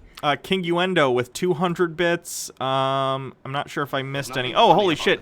Yvonne gifting 5 tier 1 subs. I think we've completed the level 3 hype train yet again. Holy shit. Thank you, everyone. Do you want to get my tinfoil glasses? They're broken. They're broken? Aw. But I want to also say while there are studies showing that the fluoride causes IQ changes, there are also studies showing that it doesn't. Can I get the foil so I can start doing some leg stuff? In a second. There's nothing funny about the tools of capitalism. What I would say is there needs to be a large meta-analysis of all of the research that's been done, and they need to make sure that they control for things that don't, that they haven't been controlling for. Nice. Bymancer, thanks for the 100 bits. Tinfoil will be prepped. Maybe we could just like wrap some around my midsection. If you want to stand up. Yeah. Hold on. Entertain yourselves for a moment while I tinfoil myself up. Or rather, have Baja tinfoil me. Ugh. That's not long enough. No, you can wrap one on. Yeah, that can be a leg one. Well, we gotta use it for something. I know. Just let me do it. All right. Taking things out of my hands. Sorry, I was an only child, so I have very grabby hands. You do have very grabby hands.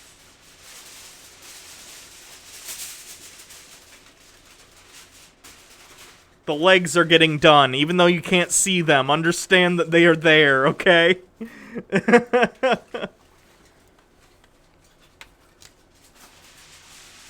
39% of level 4. We'll get back to the coronavirus thing soon.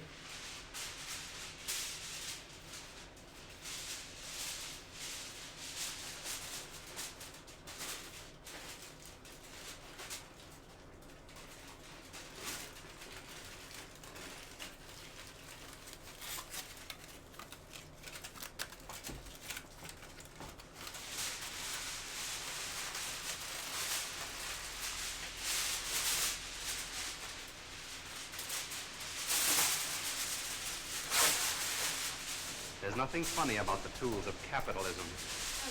Why am I sticky with 100 bits? Thank you.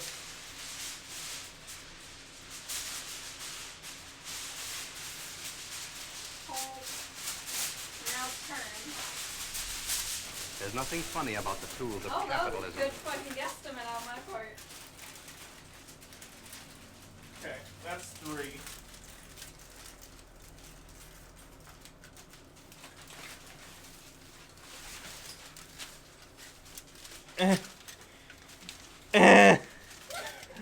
There's nothing funny about the tools of capitalism. Mock turtleneck with 500 bits. Thank you. Oh god. You have lost some.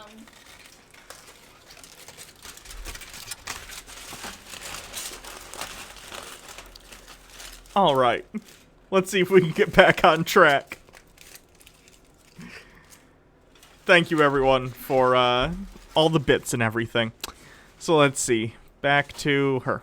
In the White House to pull all this off, to keep us on hopium, right? So therefore we would be more accepting of what we see happening right in front of our eyes. Oh, fluoride, square, and bingo. Yes, thank you. Fluoride, fluoride, fluoride. There's one. Is there anything else?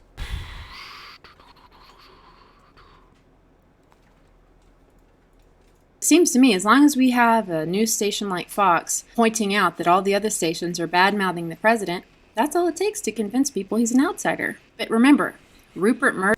Okay, yes, Fox News is bad, but that doesn't mean coronavirus isn't real. Murdoch, Fox founder... Oh, you fixed them.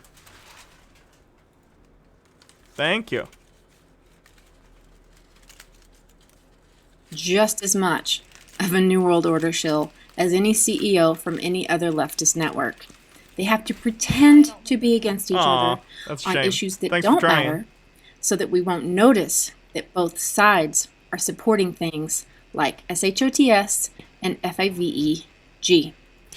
Because these things are benign at worst and great at best, 5G is going to be a really cool thing. You can supposedly download stuff at just crazy speeds, and it's awesome, right? That's cool. Shots, in terms of vaccinations, are amazing and are why birth rates and, infant mortality rate has gone down a ridiculous amount. Mock turtleneck with 1,500 bits. Thank you so much.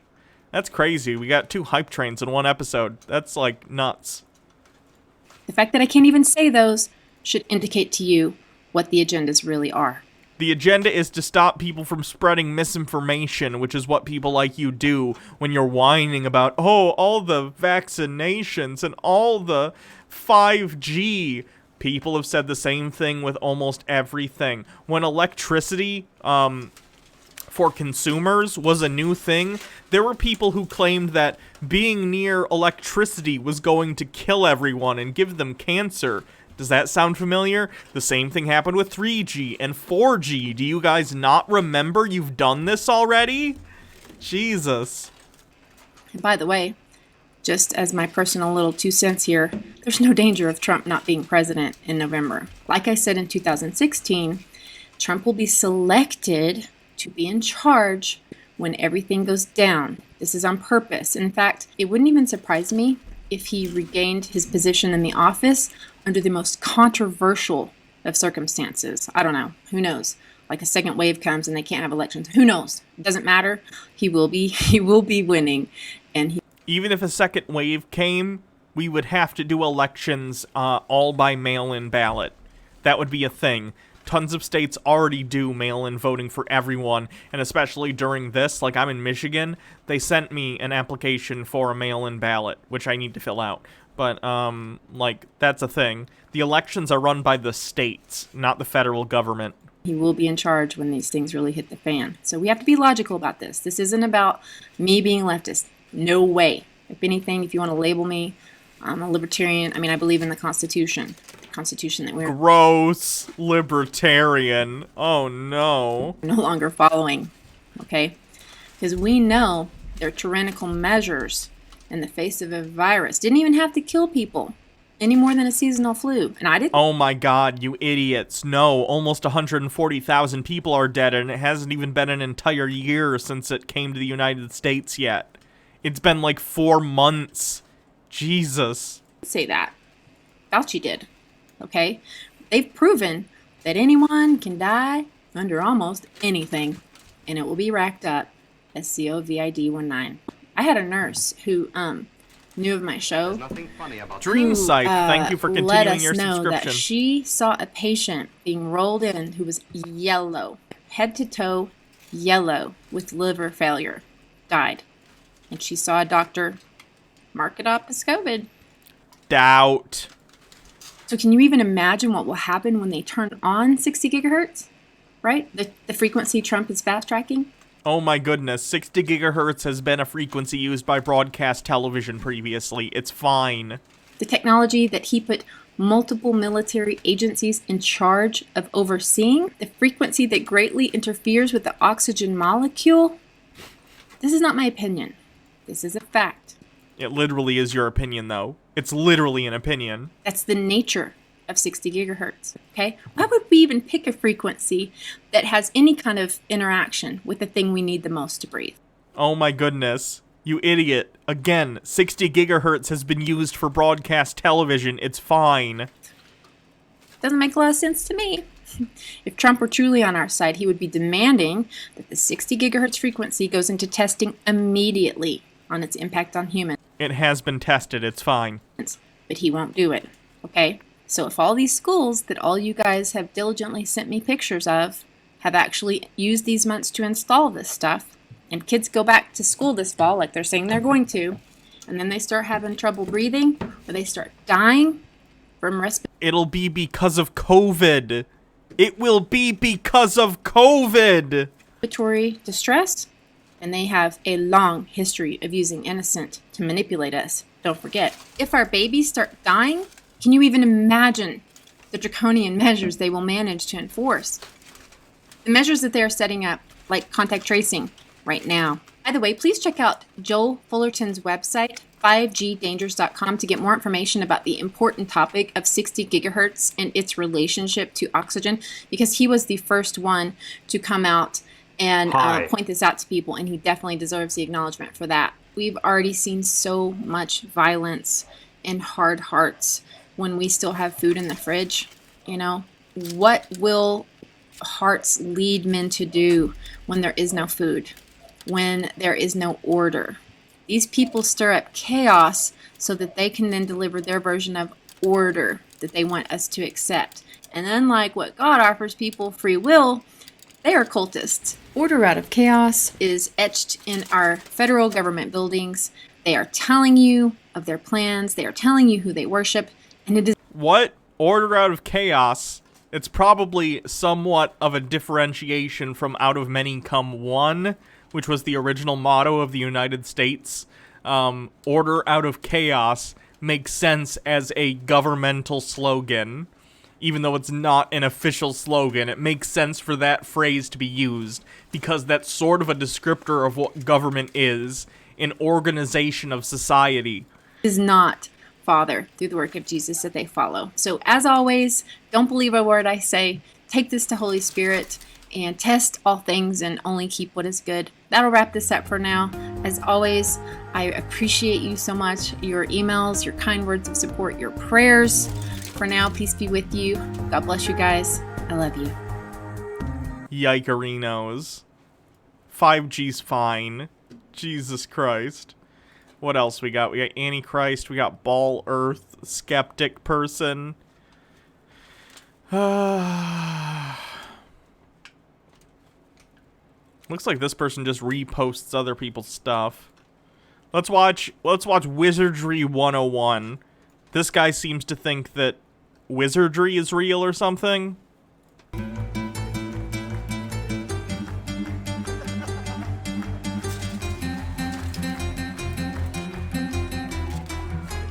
Uno, dos, tres, cuatro. Dun, dun, dun, dun, dun, dun, dun, dun, dun. Today is an important episode because it'll give you tools to understand what you're seeing all around you right now. It's a fascinating time to be alive. Shout out, I think Dr. Kaufman's here too. I was just talking to him. So shout out to Dr. Kaufman. He's a legend. I think this is the same guy that was talking about dinosaur bones earlier. I could be wrong. So again, this is family friendly. I mean, not to a point. I mean, but you get it. I'm going to explain why I use the words I use in certain jokes without saying the words. It's not out of cowardice. It's because I want this shared. Today is called episode... Stellar Sea Cow with 50 bits says, I just don't understand why people believe this. Like, it takes 2 seconds to confirm it's not true. If you have any critical thinking skills, but actual shit that's proven, like the prison industrial complex unfairly going after people of color, that's fake? Yeah, it's nuts. I don't understand these people either. It's weird. 849, Wizardry 101. How words become spells and spells become actions. And also, the truth of Field of Dreams. Is Crushman Bear here? All right, first off, let me give you a little taste, and then we will watch a little bit of Field of Dreams to show you guys what I'm talking about. And What? We're gonna watch Field of Dreams? What does a fucking Kevin Costner baseball movie have to do with this? We're also gonna talk about the Illuminati card game. The people that control the tax regions of the world have assets. And those assets are spells, words, ideas that have been created and planted that they can use. Like, just to give you a little, stealing the plans.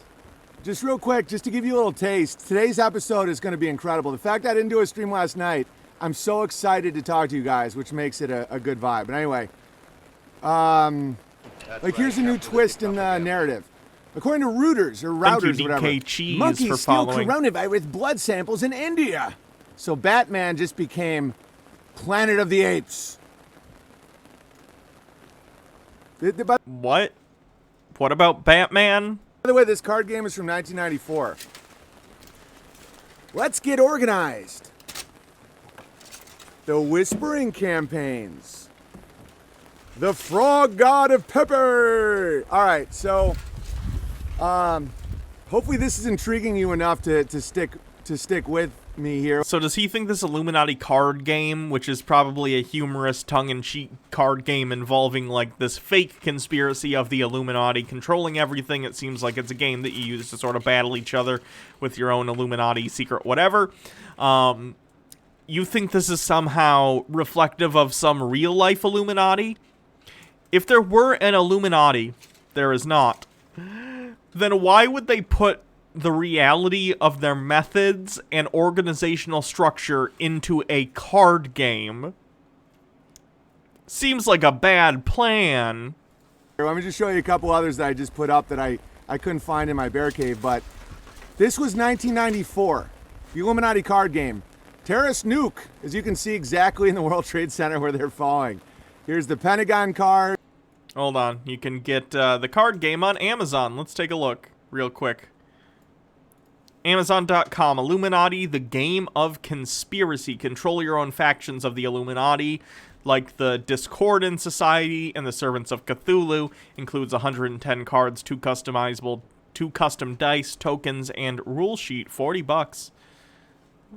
It's probably a fun game. I'm not a huge card game person, but yeah, it's probably a good time. And it looks like there's expansion packs. So, if that's something you're into, check it out. I don't know why the Illuminati would create a card game that explains their governmental structure.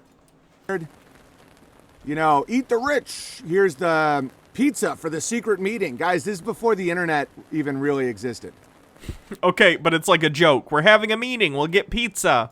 Okay. So I'm going to explain to you. I'm not just going to show you guys this just to get you freaked out. Wow, I remember those. They scare me. I'm going to show you how it is. Yes, the World Trade Center was car bombed in '93. Isn't scary at all. Maybe something they're referencing. I'm going to give you the very power that these cards have. Are you intrigued yet? Okay, so they have spells. All of this is spellcraft. And then they get to lay down their cards. I'm going to say N-word instead of the word just because I want... Oh, no! What? What? No! Ah! Why? This shared. There's a reason why I would put that word in jokes, innocuous jokes, because one of the biggest cards they have is the race card, racism. As my friend, I don't have my phone on me. Did I email it to myself? Let me read a quote to you guys. 1 second. God, I love when I'm this excited about a stream. I don't need it right now. Why are you so excited about using racial slurs? I'm so confused. Graham Delfini with 245 bits from me and T-Dog. Thank you very much. I appreciate it. But basically, racism is the best card they have. It's the best. The racial divide spell is one of the best they have. So just like in Harry Potter, every spell has like a Horcrux. Is that what it's called? But it's in a word. What? That's not what Harry Potter... Okay, no. In Harry Potter, a Horcrux is doing a specific action. It's been a long time since I read the books, and the movies aren't super clear on it, so it's tough to talk about. But a Horcrux is an object that you place part of your soul in. So Voldemort from Harry Potter has 7 Horcruxes, including his snake, the book from the Chamber of Secrets. There's a bunch of them.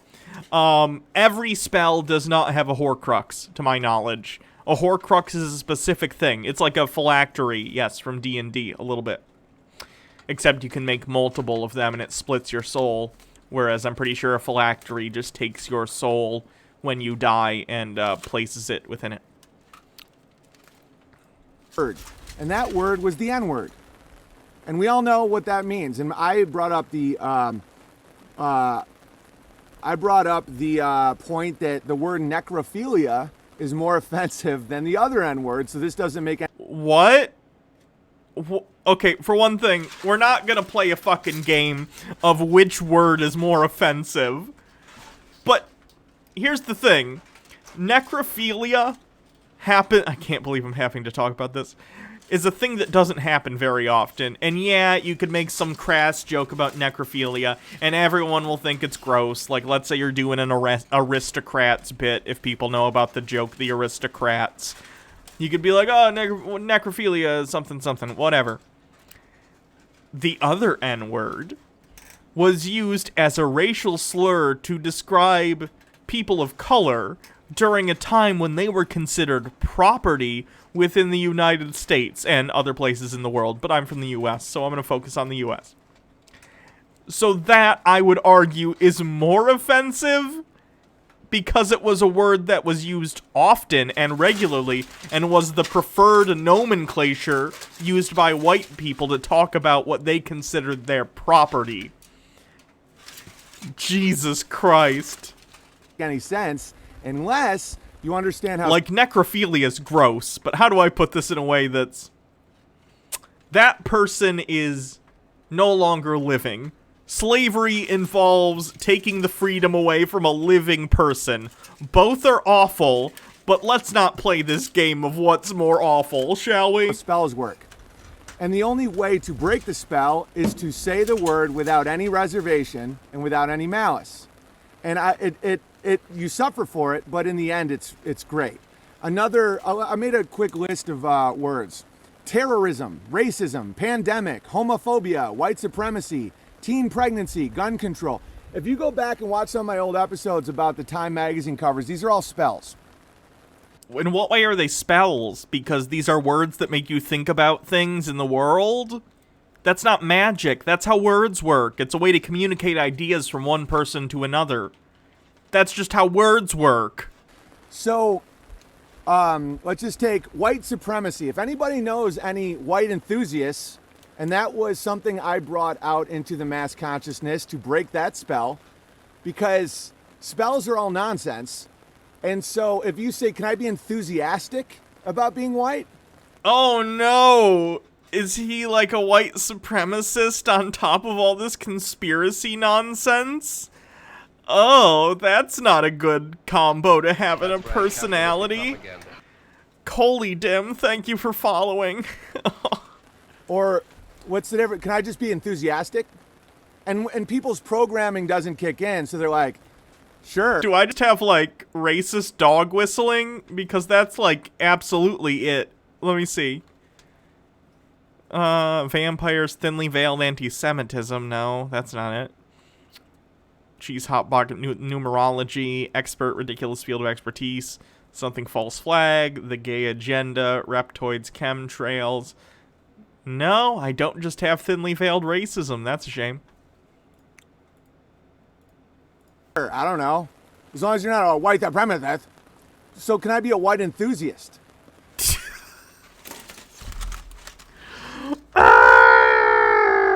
Okay. I don't feel like I should have to explain this, but I will anyway. For those of you who don't understand, I imagine everyone here understands, but I'll say it for posterity anyway. The reason that people are okay with, like, black pride instead of white pride is a multifaceted topic. For one thing, if you're in the US and you're a white person, there's a good chance that your family has some semblance of where they are from specifically. So let's say you're Irish. You're a white person and your family's Irish. You can absolutely have Irish pride. You can have Scottish pride or German pride, whatever. Whatever your family's nationality was. However, unfortunately, due to how most people of color in the United States, how their families got here, records weren't kept, and they don't know specifically where their family is from in Africa. So, because of that, there's this general idea of black pride, right? It's the culture that was built by the varying peoples who were brought to this country as slaves and then later freed, and how they formed a culture unique to themselves here in the United States, right? Also, the reason you have black pride or whatever, or Hispanic pride, whatever, and you don't have white pride is the same reason that we have gay pride month, but we don't have straight pride. Because the default is already in this country that if you're straight, you've never been made to feel bad about your identity. However, if you're LGBTQIA+, whatever, you have been made to feel that way. And in fact, there's been a huge rights movement from Stonewall onward, and even before that, where people had to fight for their right just to exist in public life. That's what gay pride is about. It's not about just being proud to be gay. It's about being proud to be gay publicly without being discriminated against and without being forced to go back in the closet. Similarly, within the United States, for most of United States history, the culture was white and homogenous, right? I would argue it's a little more complicated than that, because you can see back in time you, of course, had, like, Irish immigrants come and contribute to the culture and whatnot. But the reason you might have black pride is because within the United States, it's gotten better, but still, usually the things that are brought up as cultural touchstones, the things that are important to our culture, are usually products of sort of more white culture. White figures get put up on pedestals more often, right? You can look at this very simply. We've had one president who was half black, half white. All the rest are white dudes, right? So within the United States, if you are white, your culture, your belief system, whatever you want to call it, is already represented. That's why it's weird to say you have, like, white pride, which is really, in the case if you're bringing it up, is often and pretty accurately usually described as white supremacy, because you're already being heard, your viewpoint is already being represented. You don't need to come out here and be like, oh, I love being white. Like, okay, and who cares? No one's telling you not to in the first place. So that's why people take issue with the idea of, like, white pride or white enthusiasm, because it's usually used as a dog whistle for white supremacy. Because if you feel like white people already aren't represented enough in this culture that is already so has such a deluge of, like, culture coming from white people, then it probably means that you think anything that isn't that shouldn't be here at all. Not always the case. Some people are legit just ignorant sometimes and don't understand what they're saying.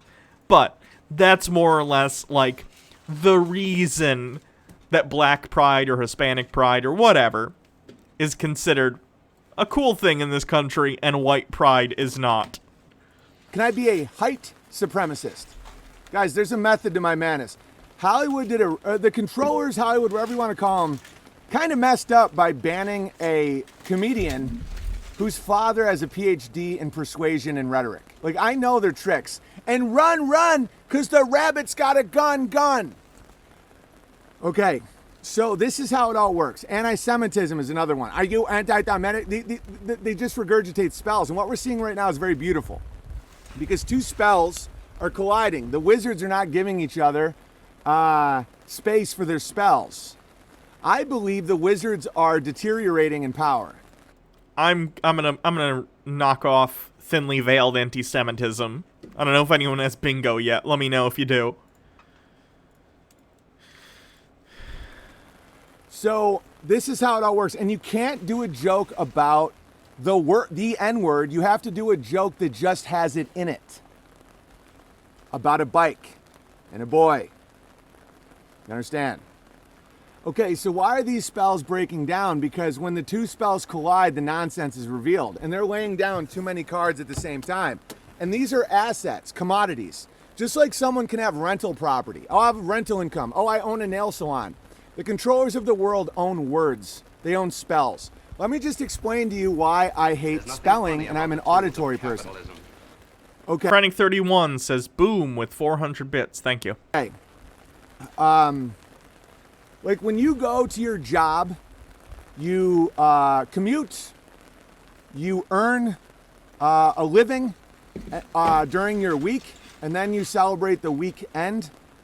And this is all written with a sentence, and you earn a salary, and you get currency, which is either liquid, frozen, underwater, cash flow, banks. All right, so anyway, let's get through this. So your what? That was all nonsense. Job is the same. It's a job. And for those of us that know the Bible, we know what that is. It's an infliction, it's pain, it's a test. Job. You're saying, I'm going to my job, and I'm going to earn, which, as we know, when you just hear it and you don't see the spelling of it, just bear with me. I'm trying. An urn is where you keep the ashes of a dead man. Earn and earn, as in URN versus EARN, are spelled completely differently. Do you know what a homonym is? A week. A work week. What does week mean? Without strength. A weekend.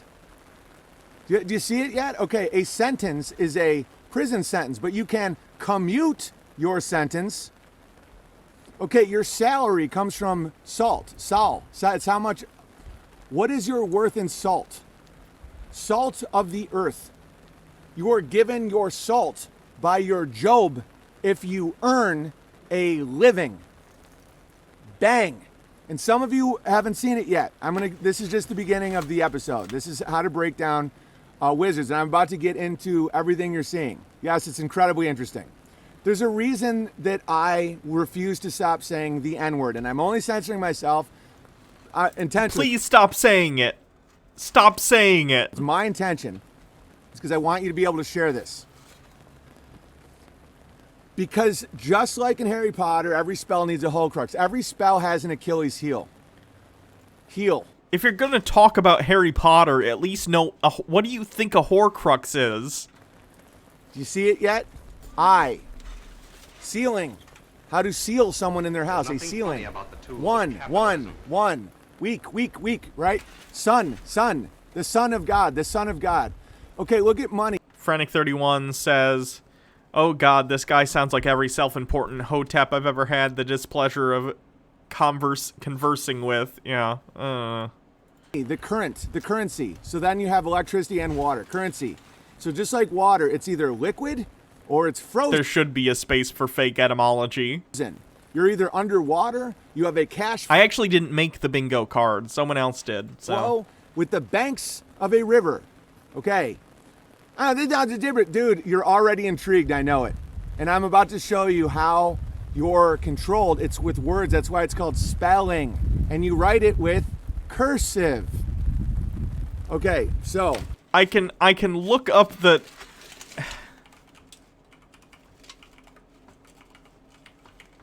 You can look up the etymology of words.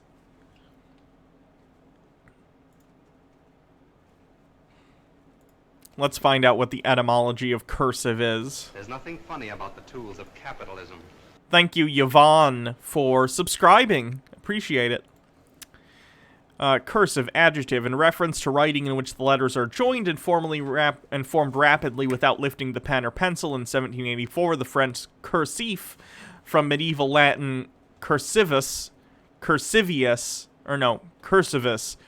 meaning running, from Latin cursus, a running, from the past participle of currere, to run.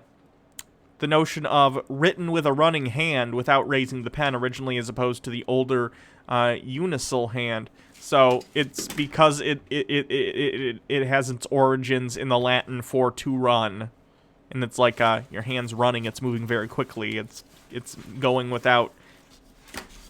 Seems easy. I'm a master of rhetoric. And you know that because Vox Day openly says that, and he's very snooty. He doesn't usually throw around compliments. Unless it's like, he's a very snooty man. So I take that uber, I love that he says that. But it's true. I know a lot about rhetoric. And here's the thing. Let's define rhetoric. Rhetoric is basically the amplifiers around a dialectic. Dialectic is precision, truth. Like you're just trying to say X equals 5. Rhetoric is the fancy bows around it to make people listen and understand it. We're used to thinking rhetoric is bad because of the concept of empty rhetoric. Where you say, like a rhetorical question is a question that the asker has no intention of being answered. How hard is it to not be a Nazi? Why does every white person have racist undertones? Why does everybody in Poland hate Jews? Or no, that one, I don't know if that one works. What the fuck is this? How hard is it to not be a Nazi? Obama said about Trump. Genius. Yeah. It's a pretty good point. It's not difficult. I do it every day.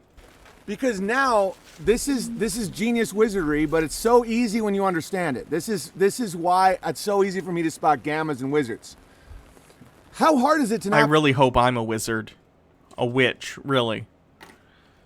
That'd be pretty rad.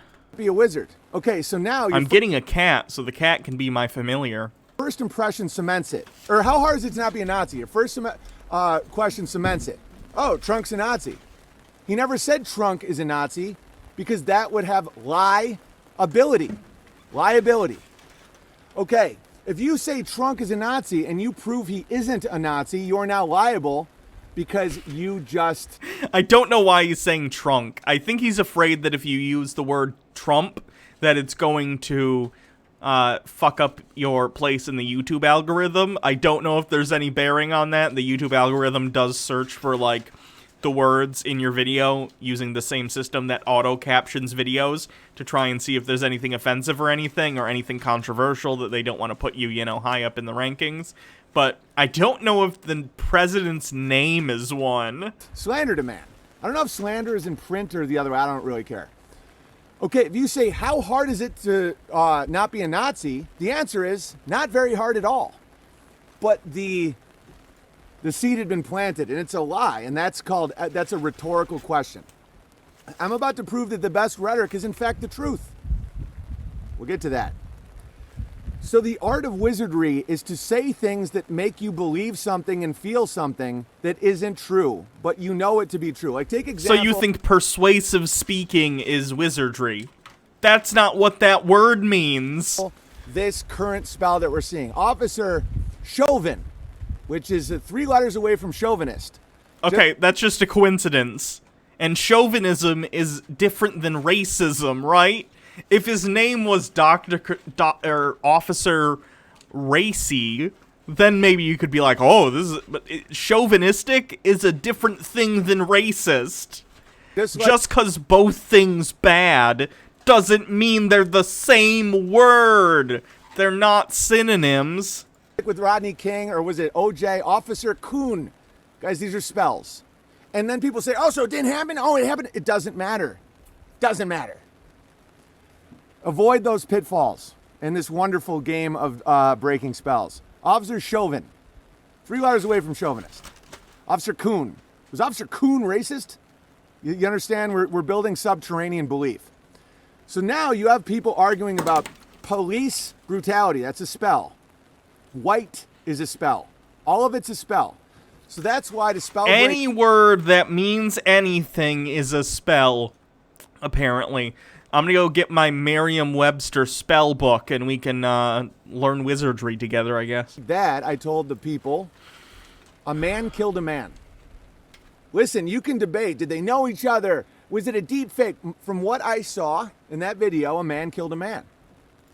And okay, one of the men was a police officer.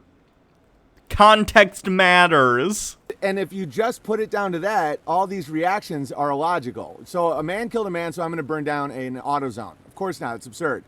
So this is how these spells work. And so now we're at a place where people are debating, do we shoot the looters?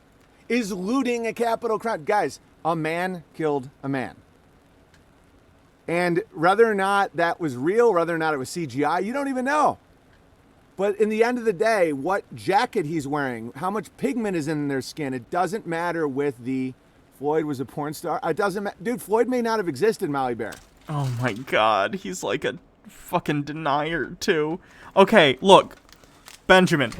It would be great if we lived in a world where these things don't matter, and they shouldn't matter. The color of someone's skin should have no bearing on how they are treated by the police. I agree.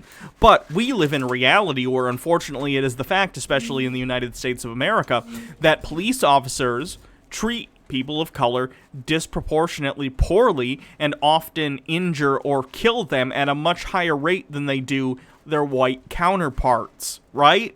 That's a reality that you need to face. Just because it makes you uncomfortable talking about this stuff doesn't mean it's someone casting a magic spell on you. It means perhaps somewhere deep down you have a conscience and an understanding that these things are wrong and that something needs to change, but some part of you is afraid, so instead you choose to label these things as false flags. By the way, he's calling these things false flags even though he's not using the word, so false flag operation on your bingo card. Calling these things false flags is a way for you to ignore the reality of what's going on around you in order to try and ignore the fact that real change needs to be spurred within the institutions in this country. Stop claiming wizards did it. It's never wizards. And I'll have fun with you guys if you want to talk to conspiracies and stuff. That's always great. But in the end of the day, I'm a wizard slayer. And that's why I'm here, and I'm about to slay some freaking wizards for you guys today. Okay, so let me show you some levels of wizardry to this. Okay, like here we have a great wizard slaying meme. Interracial violent crime incidents 2018, and then you see the camera focused on just one, and then you have the Star of David on the man's back. Oh my god, this is a fucking Nazi meme. This is a fucking Nazi meme. Breaks one spell, but not the next one. Again, this doesn't mean anything. Incidents on black on white crime are higher. Guess why?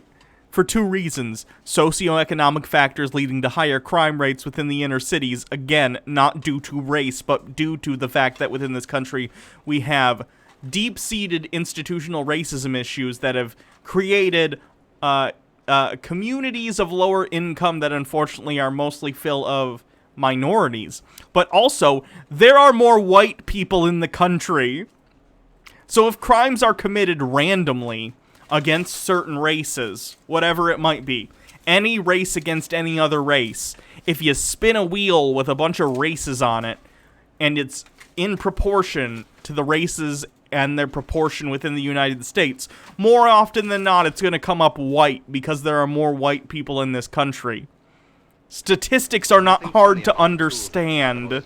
It's a spell Jesus. Ponzi scheme. Like, I think, you know, the quote-unquote Illuminati, Zionism, whatever you want to call it, it's the world's oldest Ponzi scheme. And it just keeps going, oh, more spells, more spells. Okay. Freezeburn says, day, oh heck, you took the Mage matters Slayer because a feat. man Protect just killed a yourselves, man. fellow witches and wizards. Oh, well, there's more, and there's more, and it shouldn't affect your reaction whatsoever. Well, you're more likely in the stats. Guys, we all know stats are easy to manipulate. Yes, you're literally looking at a fucking white supremacist meme that is using these statistics in an incredibly dishonest way. Okay, this breaks the spell that there's no correlation between a certain group of people and the media. Of course there is, and this is exactly what they're doing. Now, the next spell is, does it even matter? Of course not, but that's okay. This is still a valuable spell break. But there's layers of it. I'll show you a wonderful spell break. This is genius. I wish this person had bear at the end of their name so that we can bring it back home to the good guys, but I understand that... Anyone calling Charlie Kirk brilliant is... How do I put this? They've lost their right to say they're anything but an idiot. That's rude, and it's not an argument. It's a complete ad hoc. But Charlie Kirk is... so stupid. Learning how to break spells. So Charlie Kirk says, burning an American city to the ground won't bring back George Floyd. Doing a spell. And now a spell breaker emerges. Bombing Middle East countries won't undo 9/11. Okay, that's spell breaking. That's why they have to ban spell breakers and wizard slayers like me, and this legend will probably be banned. But that does calling himself a wizard slayer make him feel better about the fact that he's probably unemployed? And I say this as someone who does streaming for a living, so I can say that. That's fine. That's fine. Mass consciousness. I'm not unemployed. I'm a wizard breaker. Tell someone that. Let's see how it goes. I hunt wizards. Consciousness is awaking to it because the wizards are throwing down too many cards. Too many. Oh, no. What's up? Somebody got bingo. Oh, somebody got bingo? Yeah. Who? Raznet. Raz... That one? Scroll up, and you'll be able to see. Scroll. Go down, down, down, down. Right there. Raz Netjaret. Let me find them. Raz Netjaret. Awesome. And you confirmed it? Yeah. Okie dokie. Okay. It looks like you already have a sub, so I'll write your name down, and when your sub is up, let me know, and I will get you your next month's sub on me. So that's the winner of bingo today. Of course, we can still play for fun. Oh, that's my D&D stuff. But that is the winner for this week's bingo. Where the heck is that page where I put... There we go.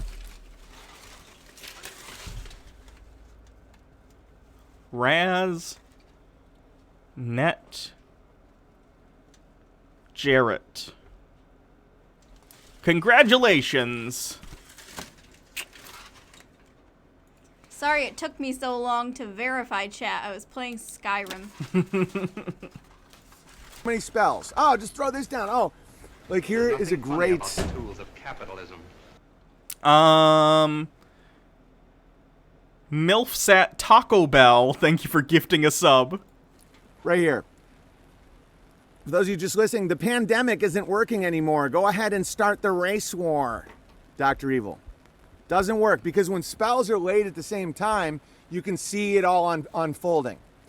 So the reason I went so hard at the rollerblading incident, the black-white narrative, all this stuff, is because they're assets. And there's a reason I've been so broke, like I didn't get broken, I got stronger, but there's a reason I was so attacked. Because I'm breaking their assets, their real estate, their chain. Or, and consider this, because you bring up things and rant like a crazy person, and I don't mean that as a derogative. It genuinely seems like you are finding connections where there aren't any in sort of a schizophrenic way, like a paranoid schizophrenic way, and you could probably benefit from proper medication. Again, not in a derogatory way, just in an honest, you probably need some help sort of way. Like, I'll show you another one. Like, because this isn't average conspiracy thinking. This is like, literally like a beautiful mind, red string trying to connect stuff. Conspiracy. So the controllers will lay down spells.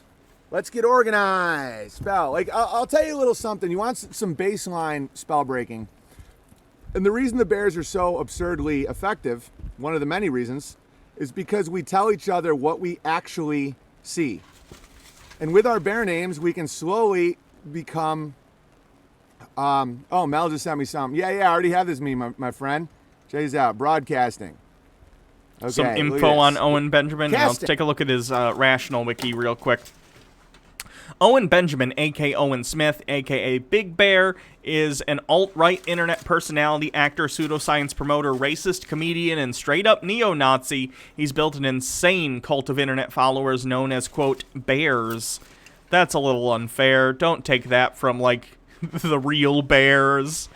Benjamin reaches thousands a day on its live streams and was featured in several PragerU videos. This guy's been on PragerU. Classy PragerU, as usual. He has a lifetime ban from InfoWars, and Alex Jones considers him far too anti-Semitic. If even InfoWars thinks you're batshit, maybe take a step back and reconsider. He was disinvested from Tommy Robinson's event in the United Kingdom for his extremist anti-Jewish views. He also used to be buddy-buddy with Steven Crowder until he fucked that up, too. On December 4th, 2019, Benjamin's YouTube channel was terminated for trying to circumvent the TOS. Good. Benjamin is a Holocaust denier and a Hitler fan. Of course he is. What an ass. And it goes without saying he is a hardcore anti-Semite. According to Benjamin, Hitler wasn't evil and didn't hate the Jews. Hitler just wanted to clean Germany of its filth and parasites. Oh, this guy's like a Nazi. That's not great. Ugh. What a dick. Broadcasting. And so when people say, oh, it's hiding in plain sight, it's not hiding. It's in plain sight. Broadcasting. It's auditory. That's why all the triggers for MK Ultra subjects are auditory. That's right. Auditory. Broadcasting. Guys, there are rules to this realm. They can't lie to you. Joey Ravioli, no, thank you for following. Casting. Broadcasting. There's nothing funny about the tools of capitalism. They can't, they're not allowed to lie. It's not, because lies don't work. Okay, Ask Compu says, I got similar Nazi ideas after I broke up. Oh, my ex got similar Nazi ideas after I broke up with them because they were abusive. Ew. I am. Sorry to hear that. That's why I'm so, People will go down, like, serious alt-right Nazi paths so quick these days. I don't understand it. Is it just are they just preying on the insecurity of people, or what? I guess I just don't get it. Fearing is because when you trace all the spells back, there's one source. I am. Who am? God the Most High. Oh, now you lost me. I don't care. Go the Daily Wire. Enjoy yourself. I'm breaking spells here. So, broadcasting. They're telling you what it is. Programming. They're saying they are programming you with broadcasting. So it's your job to detach. Okay, so this is why the bears are so ridiculously effective, and why sometimes I'll have mini spirals and ban everybody, and then they come back with 2.0 and we all become buddies and have a fire and enjoy ourselves, is because it's very valuable to be here. It's an incredible community. And if you're here long enough, you understand the pressures I'm under, and my occasional spirals are understand it, and people just are like, okay. But anyway, so here's this. 1 second, I should have set this up earlier. I'll do a keyword search. A bear's eyes and ears in Minneapolis. I'll leave out a lot of information, but points of interest. All right, here we go. Last night, May 28th, a client of my neighbor was on a flight back from California, and the plane was packed with quote-unquote thugs. They put so many on the flight that the guidelines to keep the middle seat empty were ignored. The flight was packed. They had no luggage, did That's not even a dog whistle. That's a bullhorn. not have masks on, and did not get anything to drink. They were accompanied by 2 men in the front and in the back the plane who seemed like handlers. A different friend that lives in Roseville, another suburb directly in the middle of Minneapolis, said police were monitoring a Hotel 6 off the highway because a lot of out-of-state agitators were staying there. We all know that no one is taking vacations right now, especially not in ugly-ass Roseville. All right, I'll just... Give me 1 second. So this says... All right, I just don't want to reveal anything. She met a black dude in a park on a walk with her husband. Wanted to chat up the dude to say where his head was at, so I asked him what happened. They found a dead body in the lake 2 blocks from my house. Time will tell if this is related or not, because probably not.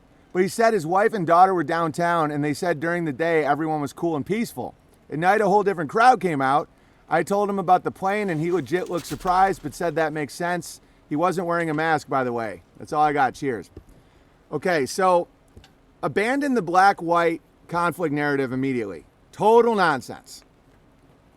And also abandon despair and say, oh, it's all falling apart. But guys, as a wizard slayer, it's going terribly for them. Terrible. Right now, they have these assets, and these assets are falling apart because of people like the great Dr. Kaufman and myself, James True, Vox Day, Crow 777, Dave White, it's everywhere. And these are just my friends. And the censorship it hurts you in the points game of the Illuminati card game. When you censor people, it reveals your hand. But you have to censor wizard slayers because it's so crazy obvious. Like, look at this right here. This is just beautiful wizard slang. Burning an American... Okay, powerful. I gotta skip ahead to the end because I am so over him. And so, the baseline of who you are as a people is a prayer. The closer you are to life and death, the closer you are to trauma, the closer you are to real... Okay, fuck this guy. Alright, we've been going for about 4 hours now. I'm going to put a link to the YouTube channel in the chat. Go over and subscribe if you haven't already. I'm going to, after the stream, edit this up and put all the highlights on there. Of course, you can find all my past streams and the various playlists that they're organized into. So thank you, everyone, for coming to the stream today, especially anyone new who may have come over from the Surfs stream when they raided earlier. If you haven't already and you liked what you saw, feel free to follow. Tomorrow, I will be back for Chud Watch. Thank you for following SNROC Syncratutaf. It's the best I got. A cleanse. Fine, we can do a cleanse and then we'll end, okay? Let me find some sort of cleansey thing. Does anyone have any ideas for a cleanse? Cleanse, OCP gave me one. It's a kitty. Let me see what else we got. Captain Rachel. Bang! Hit it! Okay, we can watch whatever that is. Bang! Hit it, Joe!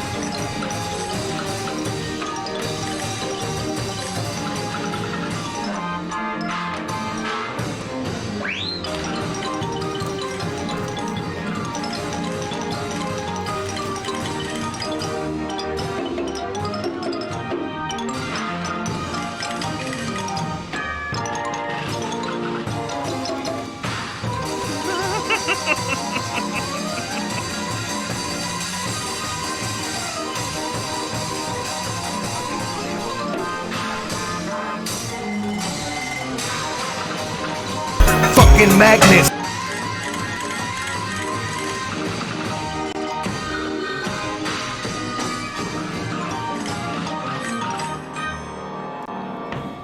Oh, good job, Joe.